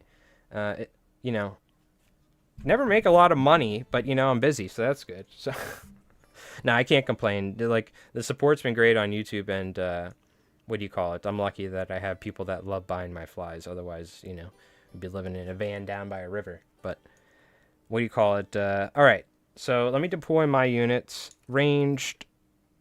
Let's put my melee there. Ranged. And I'm going to go 1 food. This is turn 4. Nobody was ahead, so no tall tale mechanic. Oh, wait. I just realized. We're both going to get an additional military melee unit, because we also get a free resource at the start of every turn. So you would have actually went up to 4 food. So let's just go ahead and... Do you want a 2-man melee unit or a 1? I'm going to make a 2-man melee unit. I forgot, we both get a free resource at the start of the turn. So let's just say we both had 4 food, 2 scrap. I'm going for 1 ranged military unit and 2-man melee military unit. And what would you like? 2 single melee dudes or a 2-man melee dude and the 1 ranged dude? It's up to you, chat. Because when your unit activates, and don't forget, when it comes to melee, you fight to the death.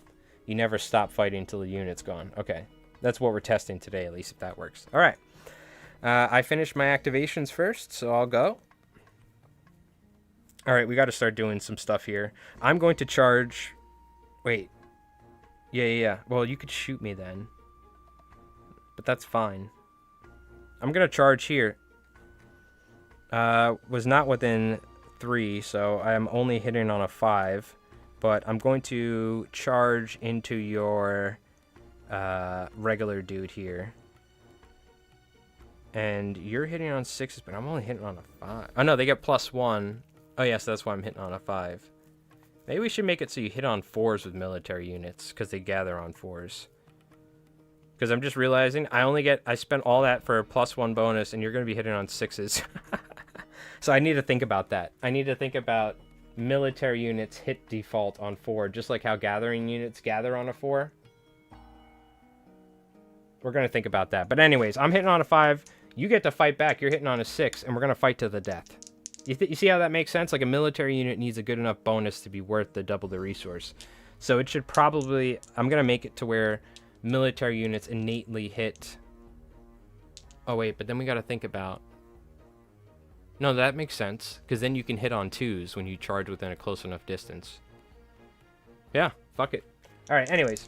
Take away the activation mark on the 2-man gather squad. Oh, thank you. I could not see that because of the box. I'm going to make... I'm hitting on 5s, you're hitting on 6s. We're going to fight to the death. Okay, let's keep fighting. Oh, double 6s! Oh, and they kill each other. Oh, no! This guy is a freaking legend. Alright. They kill each other. Let's go. Okay. That's one less resource gather for you, I guess. But there's my military unit. Alright, what would you like to do, chat? That was sick. They both rolled 6s. Yeah, I think I should make it so military units hit on 4s innately.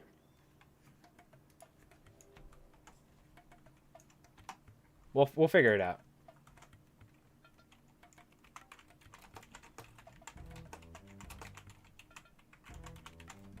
I'll just write that down. Purple heart for that guy? Yeah, exactly. Jeez Louise. All right. So what would you like to do, chat? You can activate. You have your all your different units here. Wow, I really thought that was going to go better for me. Okay. I think I screwed up. I still control the objective. But, yeah. Okay. Things are going to get crazy now. What would you like to do? Advance one guy in the center to the side? Okay. You know, look. It looks like we can actually advance and shoot. Is that what you want to do? Or you want to go... You could advance 3 inches here, which is going to get you right here. And then... You are within range to shoot my military unit if you want. Or you could advance your gatherers here this way. But it does look like you can get a range shot. You're within 9 inches. Which is an easier way to measure in general. Just measure if you're within 9 inches. And you are. The gathers. Okay. So we're going to advance. You know what? Would you like to go on the point for objective control, or would you like to go towards the resource point to for 3 guys gathering on 3s, or 3 guys gathering on 4s towards the point for objective control? And when I say chat, I'm asking Rudy. But by the way, chat, you guys can tune in as well, or chime in. But if you're lurking, it's all good. I appreciate it, and I appreciate Rudy. Thank you so much for play testing with me right now.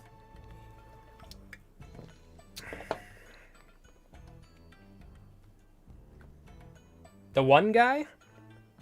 Oh, this guy. You're talking about this dude right here? My bad. To the side. Okay, we'll move him over to the side. Roger. 3-inch gather roll. Okay, my bad. 3, though, doesn't get you anything. Unfortunately. If he would have stayed still, he would have got it. Alright, so token.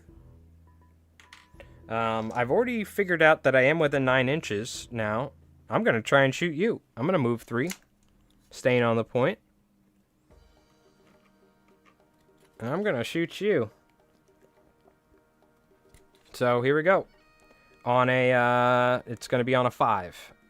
Normally, though, I think that from now on, they innately hit on a 4, and then they get a +1 if they're within 3 inches to shoot, or +1. They would get the +1 from being the military, so you'd be hitting on like a 3 or something, but whatever. Right? Yeah, something like that. Anyways, whatever. I'm hitting on a 5 here. Nope. Okay. I'm gonna have to change it. I don't want to make it to where, like, nothing ever happens, right? That's why I like the scrapping. You can scrap on a 2 if you're staying still on a point. I think if you're, like, within 3 inches to shoot, or maybe we can make it to where you're staying still and you shoot or whatever. Or if you're within 3 inches to charge, you're like, hitting on, like, 2s or something, you know what I mean? Because you've, like, put yourself out there. All right. That was my activation, though. Let's see. You got gatherers, you got military. I would say move these guys somewhere, because you also got these military melee dudes that want to run somewhere.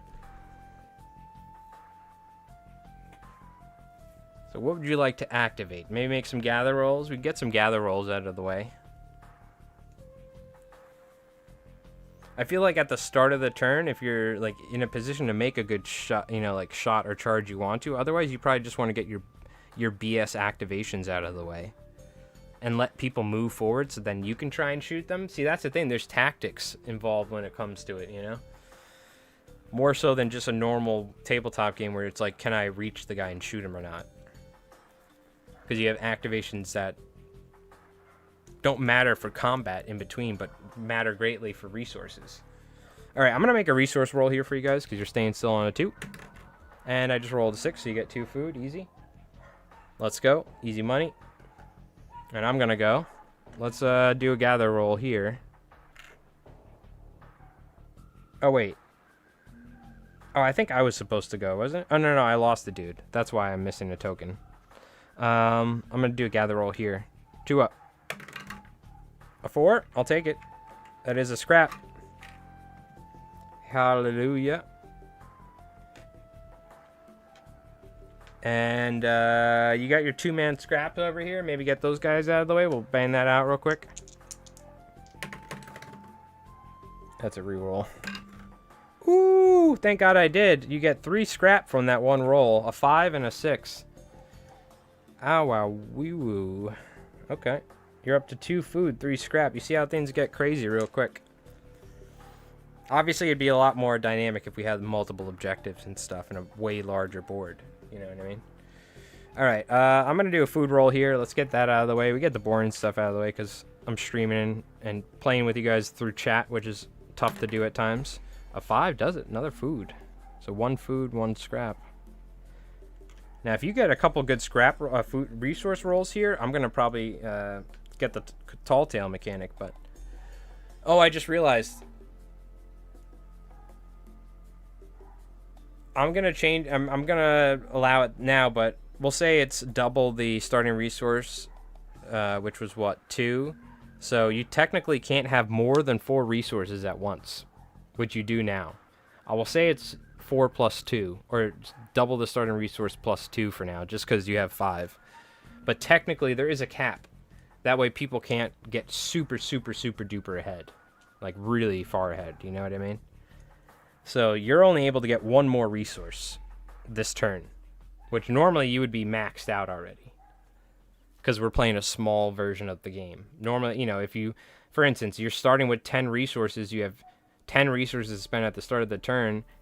Each start of the turn, everybody gets... Or start of the game. Start of the turn, everybody's getting 5 resources for free. And then if you have, let's say, 20 resources, that's your cap. That's the most you can have at one point. You know what I mean? So, you are kind of at your cap. You can get 1 more. But what would you like to do? You have your, essentially, 3-man food gathering unit and then all military left. So, probably... Maybe get 3-man food gatherers onto the point, or get them out of the way. I don't know. It's hard to say. I think you're in a good spot though. I think if you just go for objective control, actually now at this point, secure your lead in points. Move the 3-man food onto the center, and then move your ranged unit here within 3 inches and shoot as well. I don't know if you can actually get more. So the thing is, if you move them here to get on the point with 3 dudes, it's 3 capture points, but then you can't get your military, which is a 4-man unit, 4 points worth of unit. Which if you made room with these guys, that's probably your best bet. Get on there, but then I have a 2-man unit. It's tricky, dude. I don't know. With advance to the point. Okay. So, we'll get you on the point here with these guys. With advance of the point. I'm assuming it was something before with. So I'm going to move these 3 guys. Maybe I was wrong. Maybe it's the 1 guy. What would it be with? What did you mean to spell? I don't know. All right, I'm going to roll 1, 2. Or odds and evens. Left is evens. Okay, those 3 guys. I'm moving them to the center. Advance. We're going to make a 3-man gather roll. Put. You need a 4, you get 1. So you get 1 food there. Up to 3. Oh, so now you're maxed out on food. So it works out anyways. Maxed out on resources in general. You want to shoot? You want to shoot? Okay. Well, too bad. You got to be quick. You got to be quick, Rudy. We did that one. But you're going to be able to shoot. Don't worry. I won't be able to. I am going to move this way and gather a little bit. Ooh, I get 1 scrap. Let's go. And I'm making room for my other guys to get on there. So I get 2 scrap now. All right, now you want to advance and shoot? Is that what you're saying, like this? Advance on the point? All right, and you want to shoot my dude? I'm assuming? Let's do it. You're within 3 inches now. So you're getting +1, and you're already getting +1. Now you're hitting on a 4. It was before the message you can't read? I don't see it. I meant gather 1 guy, exclamation mark. That was 8 minutes ago. And then it says, with advance to the point, shoot my guy. Which the other one was a minute later. So I don't see your message, is the thing. Either it didn't pop up on my end or what? Let me take a look. Yeah, it didn't go through or something. No, top chat, no. Like, look. I'm not doxing anything, right? That's what I see right there in my chat. It was before that message. With advance to the point, exclamation mark. So it just didn't go through your chat or whatever. Anyways, doesn't matter. You're going to shoot on a 3. Huzzah! And you hit. I defend on a 6 because I don't have cover. And no, I die. Alright, there we go. Yeah, it's tough playing with chat through chat. Unless you guys are like super caught up and like, what do you call it? Like, right on the money. So it's all good. It's all good. We're trying our best, chat. We're trying our best here. That is an activation, though. And I have an activation. You have it there. You killed my dudes. Alright. I went over here. Okay. Well, we're in trouble now. Oh, you already went with those guys, too. I forgot.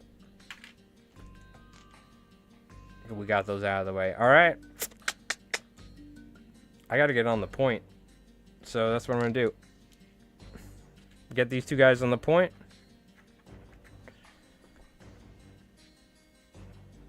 And can you get these guys on the point? I don't think so.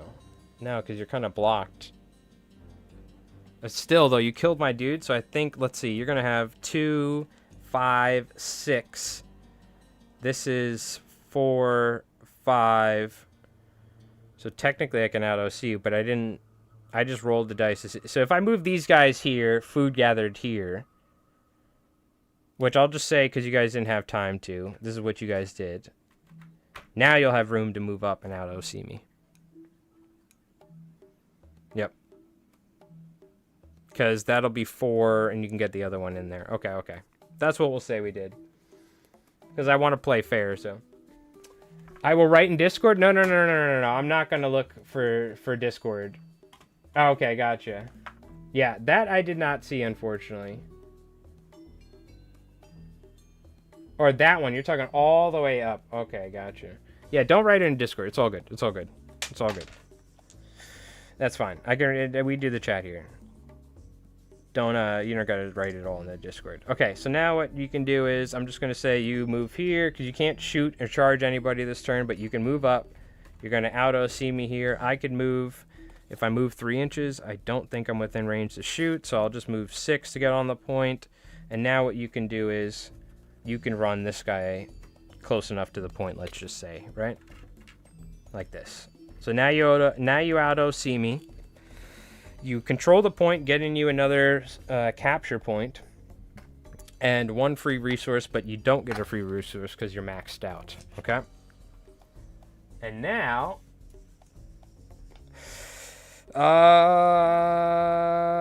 end of turn, any other things we need to do? No, you scored a point. You would have got a free resource, but you're capped. And start of turn 5, last turn, because let's barrel through this because it's hot as hell and I don't have my AC on.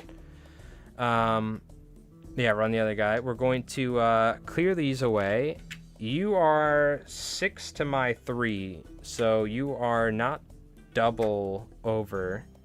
So I don't get double the amount, but we'll both get 1 free. Again, I got to figure out if there are better ways of going about it. You don't get a free one, though, because, again, you're maxed. So I'll get a free food here. And I'll go up to 2 food, 2 scrap. So, the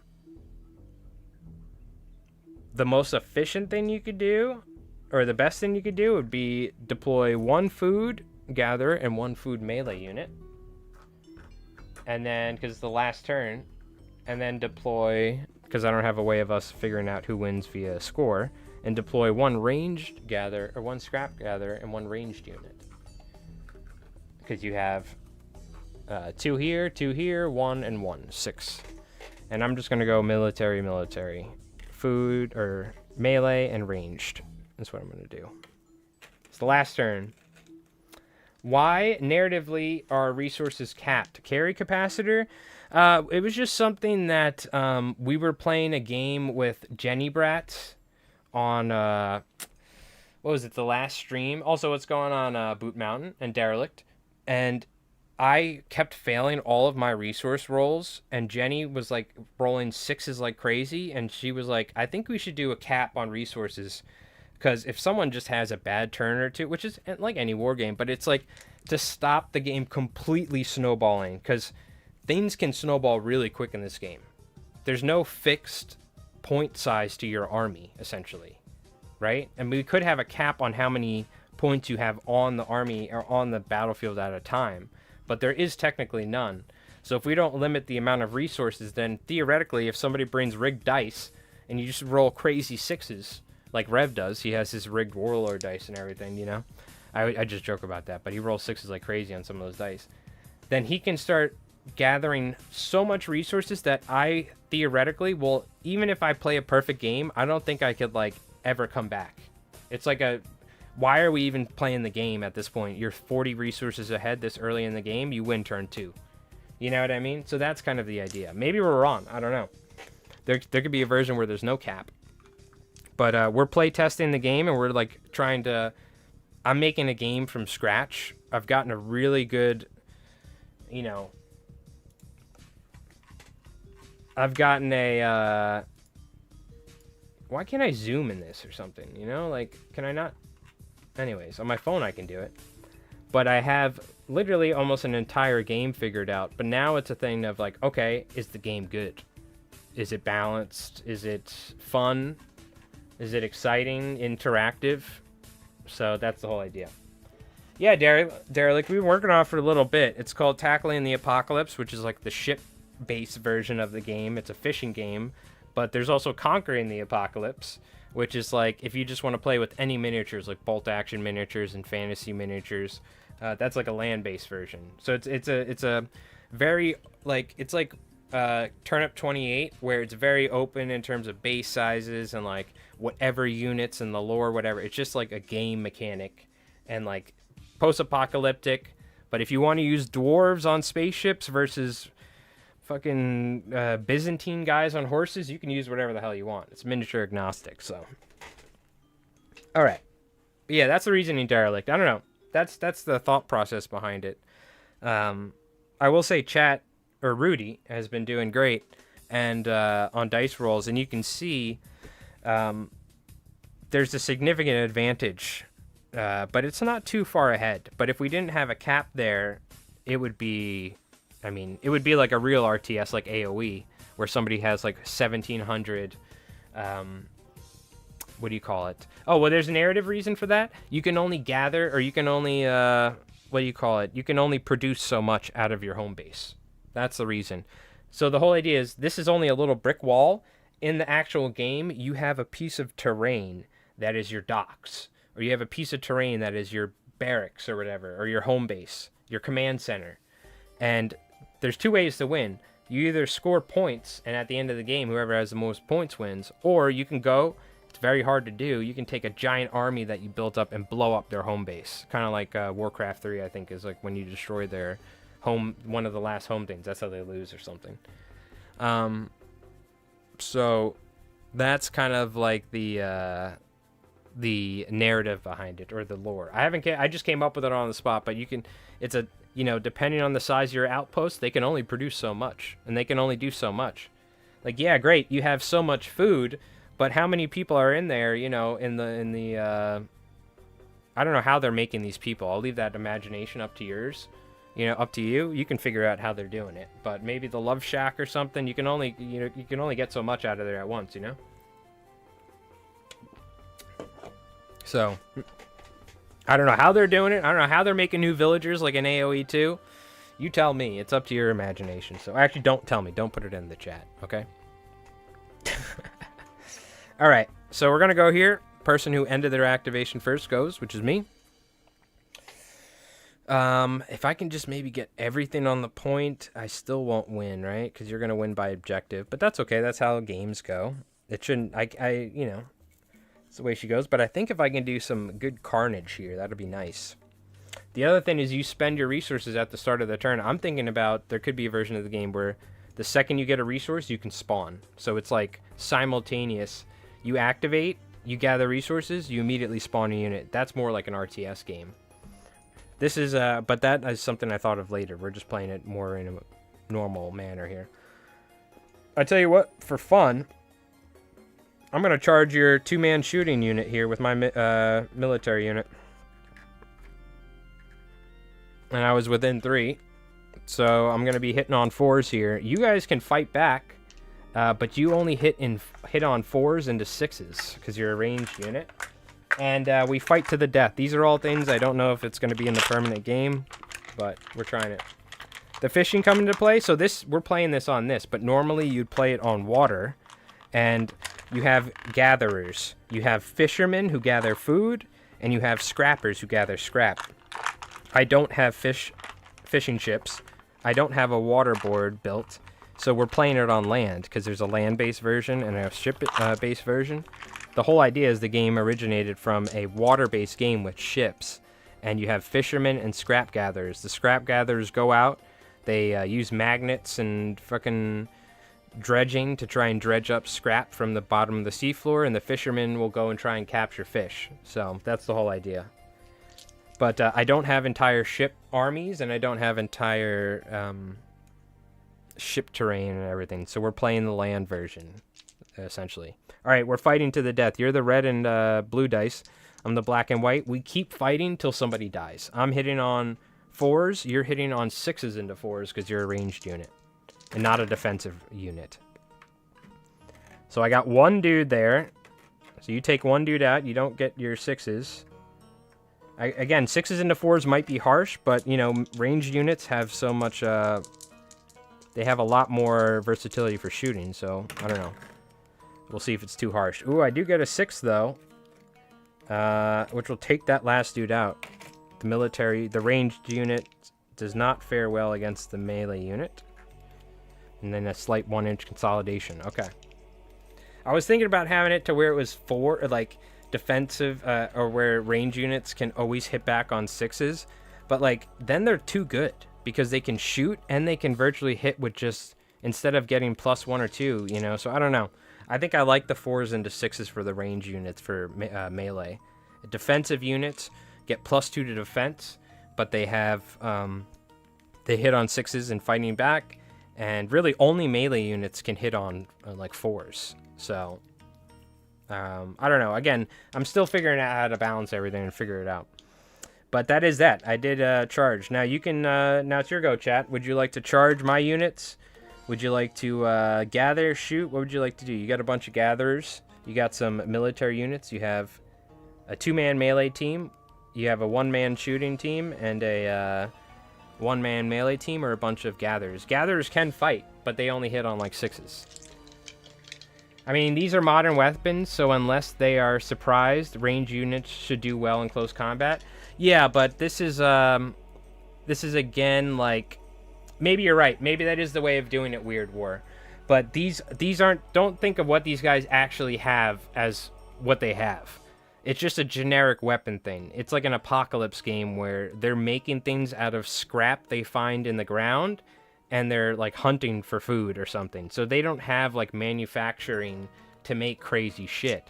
Now you could definitely, I don't have like any restrictions on what people can use. If they want to use like Necron army, they totally could if it's the right scale to what the other person wants to play. But like narratively, you know, I don't know. I need to figure out how I want to do that. Maybe you're right. Maybe it's too harsh. But then we need to figure out. So it's like I need to figure out. There needs to be a reason why you spend your resource for a melee unit. The melee unit needs to be good enough to where it's good enough in combat. Otherwise, if you're just getting a slight bonus, then a ranged unit can not only shoot, but it can also fight and stuff. You know what I mean? So that's the thing. I think I want a ranged unit to be a ranged unit. Because in AoE 2, your archers cannot fight back. Like I think in Warcraft 3, if you have ranged units, they cannot fight. So if you charge an archer with a horseman in AoE 2, they literally cannot do anything other than run. Or they can shoot their bow, you know what I mean? But in the meanwhile, they're just getting smacked with a sword in the head. So I need to find the balance between it being appropriate for the way I want the game to be, but also not too harsh. You know, you get what I'm saying?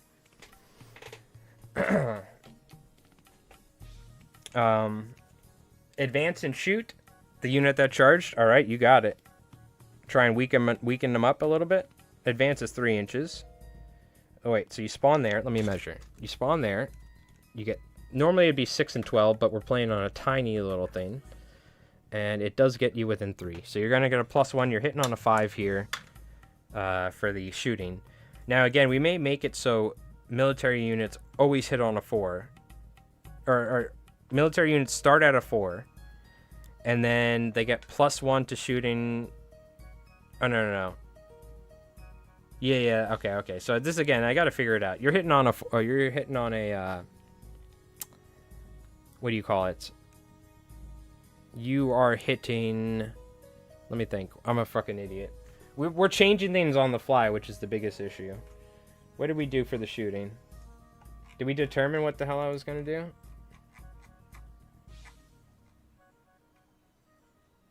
I'm like, I made a game like in the past week, and I'm like trying to remember how the hell it works.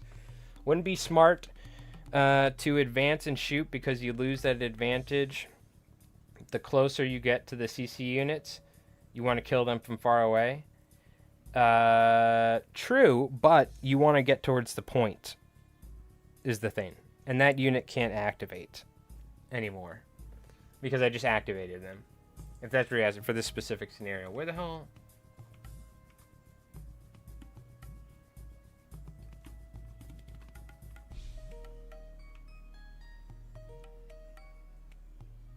So if you're a 4 to hit normally, 4 to hit, you get +1 for being within 3 inches, and you get +1 for being a ranged military unit. So right now you're +1 for the ranged military unit, and then you would be within 3 inches.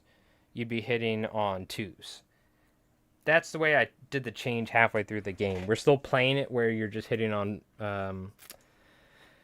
you're getting +1, so you're hitting on 4s right now. Is how it would be. But I might change it to where you can like hit. You know what I mean? You start at 4. I don't know. We'll figure it out. You're hitting on a 4 right now, and you do, and a 6 for defense because there's no cover piece here. I do get the defense though. It's like the first 6 I've rolled in a while. Let's go. Yeah, I need to figure out. This is where the play testing. This is the 3rd time I've played the game. And it's been all on stream, virtually against myself and some of you in chat. So this is where I'm going to need to like play this game a ton to figure out like what's better. Is it like, do I want people to be shooting easily? Do I want them, you know, I got to find a middle ground, right? You know, so. Because maybe I want people to be able to kill things easily with military units because you can spawn like so many gathering units and stuff. Like, you still want people, you don't want it to make it to where it's easier to just flood an objective with units and never fight, and you're better off doing that. You want to encourage people to fight, right? Another idea for more variables is make your base die D10 or higher. Just give more options to work into the game mechanics. It does, but I tend to find, I think in general, people are put off by miniature games that aren't D6s. Like, I'm not necessarily opposed to it, but like, there's not a ton of popular games that stray from a D6 as for the core mechanic. There are games that do it, but like, I'm trying to think of all the games that I feel like people are interested in, like, watching and everything on my channel, and there's like some, you know, miniature games that use different dice, but I don't know, I feel like a D6 is like the way you want to go a lot of times, you know, just for simplicity too, because I know a lot of folks that have D6s in their house, but they don't have D10s, they don't have D12s or D20s. As from being a DM in the past, or a game master for Savage Worlds, I had to give players dice and stuff, you know. I'm going to sleep. You can consider me a first backer. Yo, Rudy, thank you again, my friend. Holy cow. Thank you so much for the Chex Mix. Appreciate it, my friend. Shout out again. Making it rain, that Chex Mix. Making it rain. Yo, thank you again, Rudy. I appreciate it, my friend. Thank you for supporting the channel. You've been very kind. And thank you for interacting in the chat. It means a lot, because otherwise I'd just be talking to myself. Because I totally get it. Like, especially early on in chat, a lot of people just like lurking. I'm a big lurker myself, so. But thank you for being there and interacting in chat and stuff like that with the stream. It means a lot, so I appreciate it, my friend. And thank you for the super chat again. You're way too kind. So, like I said, we're gonna have a special thanks in the game thing, and you guys will be in there, because we'll have like Jenny Bratz, Cosmic, Rudy, folks like that, you know, that have been helping with it. So, but Weird War, I like where your head's at. I like how you're approaching us talking about the game and everything. There are certainly I need to be open-minded with, like, nothing set in stone. So I think it's just going to be, I got to play it a bunch, you know? I think it's a natural progression for hardcore gamers to modify and make their own. Oh yeah, you know, I've, especially just making videos, I've played a ton of different miniature games, and I've been making videos on games and stuff. And I wanted to make a game that was different from other stuff. So, like, the gathering resources, starting out small, building up to a big crescendo, like now, a big battle at the end or something. Or really just more doing capture points. But if me and Rev were playing, we'd be attacking each other left and right. You know what I mean? So, I will share my bears I have in painted in Discord while playing. All right, let's take a look. Yeah, give them a post. Let me know. I'll take a look. All right. Let's wrap this thing up here. You know what, chat? You can make some moves here. So let's start. You're going to do the... let's start. You want to get this point. So if you start moving around, killing my stuff. So let's do this. You're going to charge now. You're going to charge me. Huzzah! And you are within 3 inches. You're hitting on 4s, but I'm a military unit, melee unit. I'm hitting on 5s, all right? So now we're going to fight to the death. And the way we're testing this right now, traditionally we would fight and then move back, like in one-page rules. I changed it to we fight to the death. So you just keep making rolls till the whole one unit's destroyed. And I'm the black die, so okay, nothing here. I'm looking for 5s, you're looking for 4s. You do get one with the 4, so you actually, I need to make a 6 now. I almost gypped you guys on a hit, so I lose a dude. Now I'm down to 1 dice. And we're gonna keep fighting. I gotta run, but I'll check out the video in whole later. Oh, we're gonna make a, what do you call it? We're gonna make a video on it one day, so don't worry. But thank you again, Weird War. Appreciate you tuning in from time to time.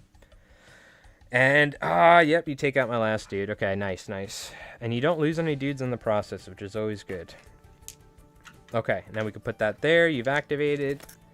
So let's see. What am I gonna do, eh? You know what? We don't need resources, even though maybe in a different version or later on in the development of the game, a way you can score points at the end of the turn is how many resources you have. If you're really behind, you could just be a resource dude if you want instead of fighting. I'm going to move 3 here with my resource gather, and I'm going to shoot your dude on the point. But I'm only... normally only hitting on 6s, but I am within 3 inches. So I am hitting on 5 here. Right? Do we want them to have bonuses like that?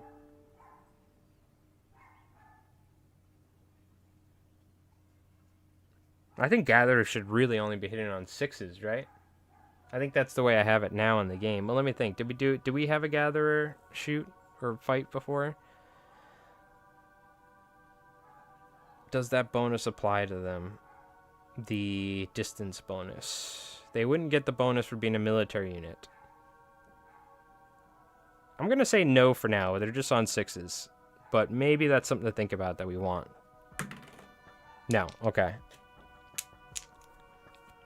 Yeah, I gotta figure out, This is where just playtesting. I really need to just... I'm gonna try, like, a 1 turn of the game with myself. And just be like, alright, let me make it to where you hit on 5s as a base for military. And then they can hit on 3s if they are a certain distance in shooting. As opposed to a baseline for hitting on as a 6. Or so. I don't know. I need to figure out what's gonna work the best. But alright, anyways, we missed... let's do some speeding through here, maybe. Unless you guys have any specific activations. But it looks like just getting on the point is the best thing you can do right now. So, you know what's a fun thing? Let's do this. You're going to get on the point as well. You're going to charge with your food unit into my gatherer unit here. My scrap unit. So, and they're both gatherers. So you're going to make 3 attacks hitting on 6s and I'm going to make 1. And... somebody needs to get a 6 eventually to win. And I think you're probably going to do it. Oh, I got 1 6, but we keep fighting. We keep fighting, though. I take 1 dude out, but now you have 2 die. Oh, I got another 6. That's rigged. I'm cheating. I'm cheating. I'm cheating. I'm cheating. I'm cheating. I got another 6 again! What are the possibilities of that? I guess 1 in 6, but if you do it 3 times... Alright, we're just playing for fun. Whoever wins, it doesn't matter anyway. But that was hilarious. You charge with 3 food guys, and this guy's with a bayonet, like... Ah! Just, like, stabbing them with his musket, this scrap gatherer. Ah, get away! Alright. That's funny though. Okay. Let's keep fighting. Or no, you probably don't want it. Let's stay on the point with that guy. Eh? You don't want to lose anything. I'm gonna go here. I'm gonna move over here because I forgot we can move into the terrain too. I'm gonna shoot your military guys. Huzzah! Am I within 3? Yep. It's on a 4. That's a hit. You need a defense. I will give you cover because you're like on the other side of that. On a 5, but no. So you do lose 1 dude here. Okay. Alright, you got some stuff here to activate and use. You should probably not charge with gatherer units. We realize charging with gatherer units is a big risk if the other person is going to just roll all 6s. So, what should you guys do? Just get it on the point. Get as much dudes on the point is what you should do. What about this? Yeah, because we don't need to gather, right? So just like get this dude here. Towards the point. Activate that dude. Resource don't matter. This guy. It's a rush to the point. I can't really do anything, but I'm going to run anyways. No, this guy, he can't affect the battle at all, so you know what I'm going to do? I'm going to gather scrap, because he's addicted to scrap gathering, and he gets 1.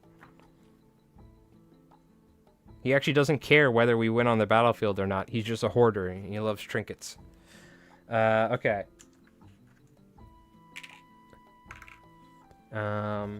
This dude will gather as well, because charging is risky. We're having fun here. Screw it. We're charging. Charge this guy. Because if I don't think you can lose now if I move those guys for you. No, whatever. We're gonna gather. We're gonna play it safe. You guys will win. Gather. Does get it. So you guys get a food. Doesn't really matter, but we're doing it. Okay. I'm not gonna lie, chat. I'm getting super hungry, and it's so hot right now. So we're just kind of speeding through it. That being said, Rudy played it very well. For first time ever playing the game. I'm just gonna flood. I'm flooding. Like mana. I'm getting as many dudes on the point. To try and get some objective control.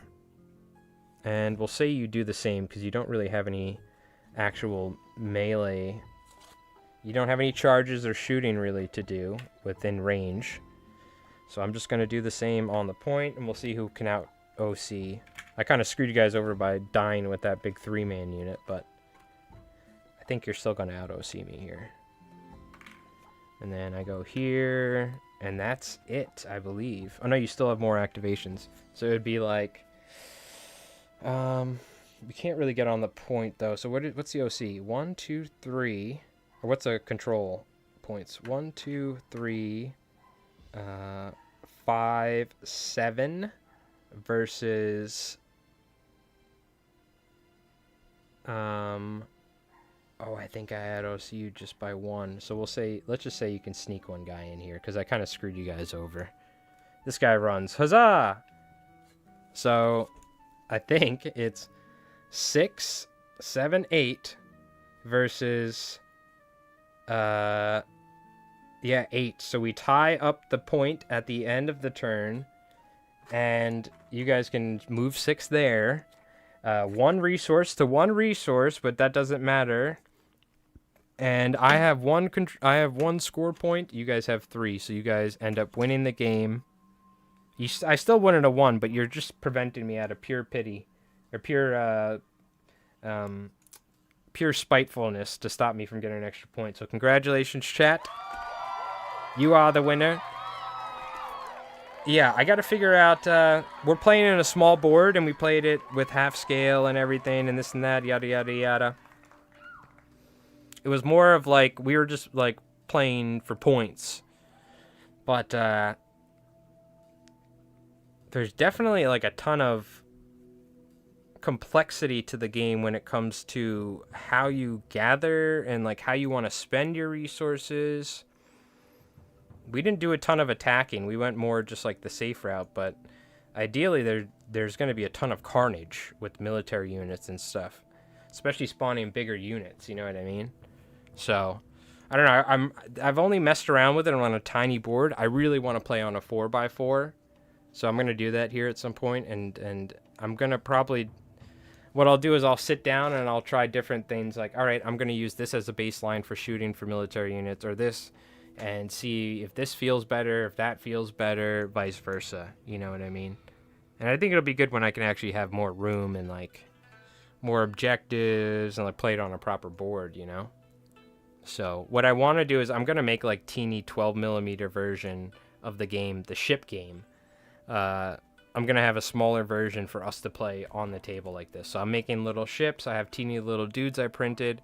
So we actually have, like, a little 1-man ship or a big 5-man ship, and we can move them around this board, you know? That's the idea. So, all right, but there we go. I mean, that's like what, our 3rd play test. There's some improvements I like. What do I like and what did I dislike that we did today that I changed? I like the fight to the death. Maybe the 4 up into 6s is too harsh for a ranged unit fighting back. Maybe we can make it to where they only hit on 6 in melee, but they can't charge. They can only fight back. They can't shoot. They can't charge into combat. Right now we have it to where they can charge, but they only hit on 6s and 4s. So maybe that's a change we might want to make. Let me go ahead and write that down. I'm going to put question marks around everything because I don't know which way I want to go.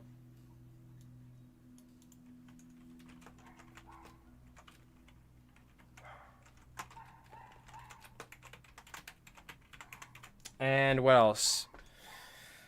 there were changes that I made. What else were the changes? Let's see. Let's take a look at the Discord in the meanwhile. Nice.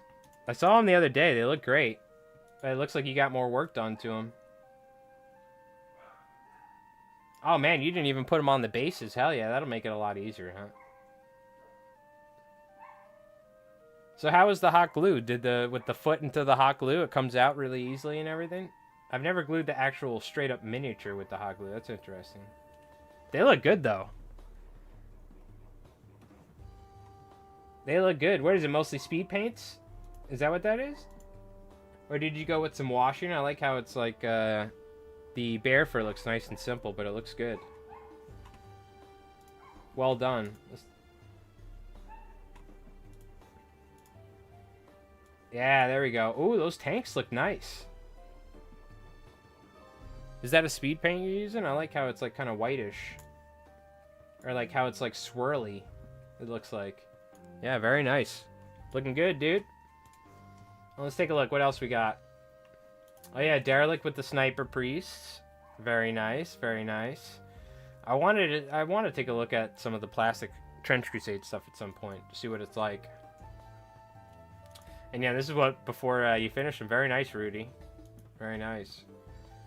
I gotta do the whole voiceover for the video tonight. That's my goal. I gotta get so much work done tonight.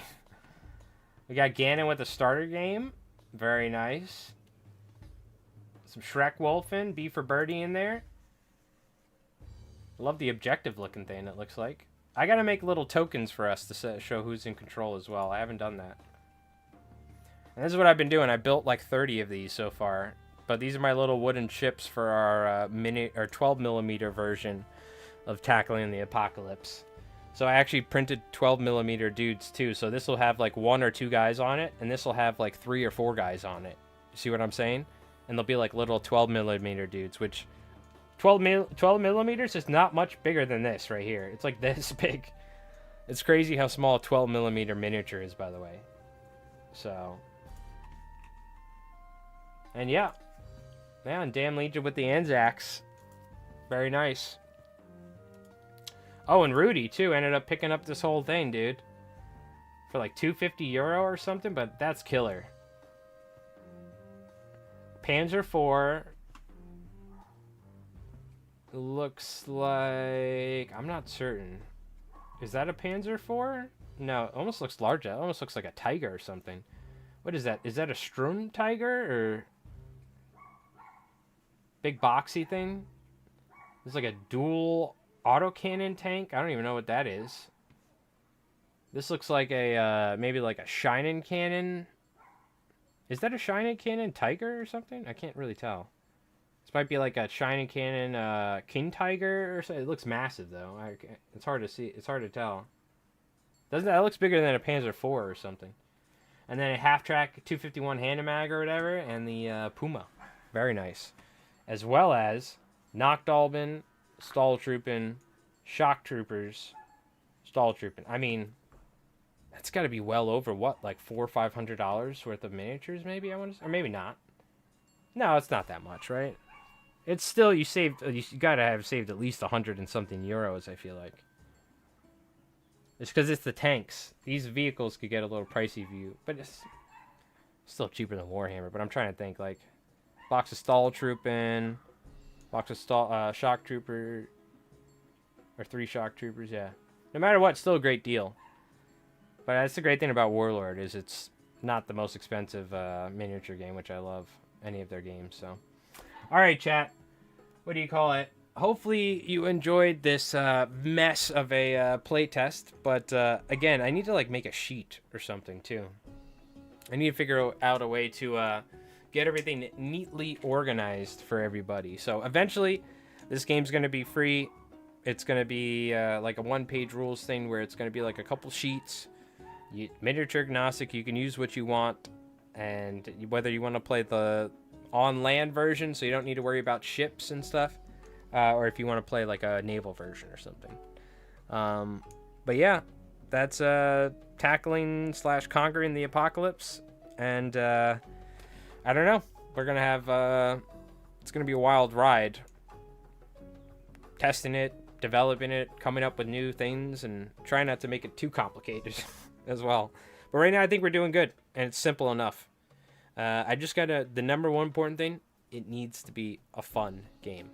It's the most important thing. It's the most important thing. So, and I want it to, like, if somebody wants to play competitively, they can, because it's like an RTS. But the most important thing is it needs to be fun. So, that's going to be the number one goal. But anyways, chat, thank you so much for hanging out. I'm going to get back to work on this video. I'm going to go cool outside for a little bit, but I really got it.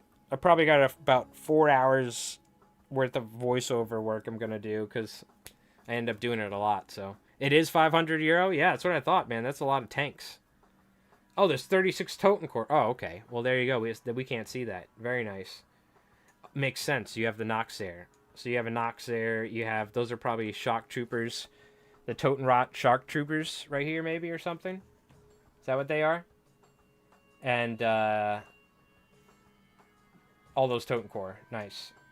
All right, dude. Hell yeah. I think you got a great deal out of it. So I'm excited to see what you do with it. But all right, chat. Well, thank you so much for hanging out, Rudy. Thank you again for the super chat again, my friend. Very, very kind to you with the checks, the check mark, and what do you call it? Again, thank you for hanging out, brother, and playing with us.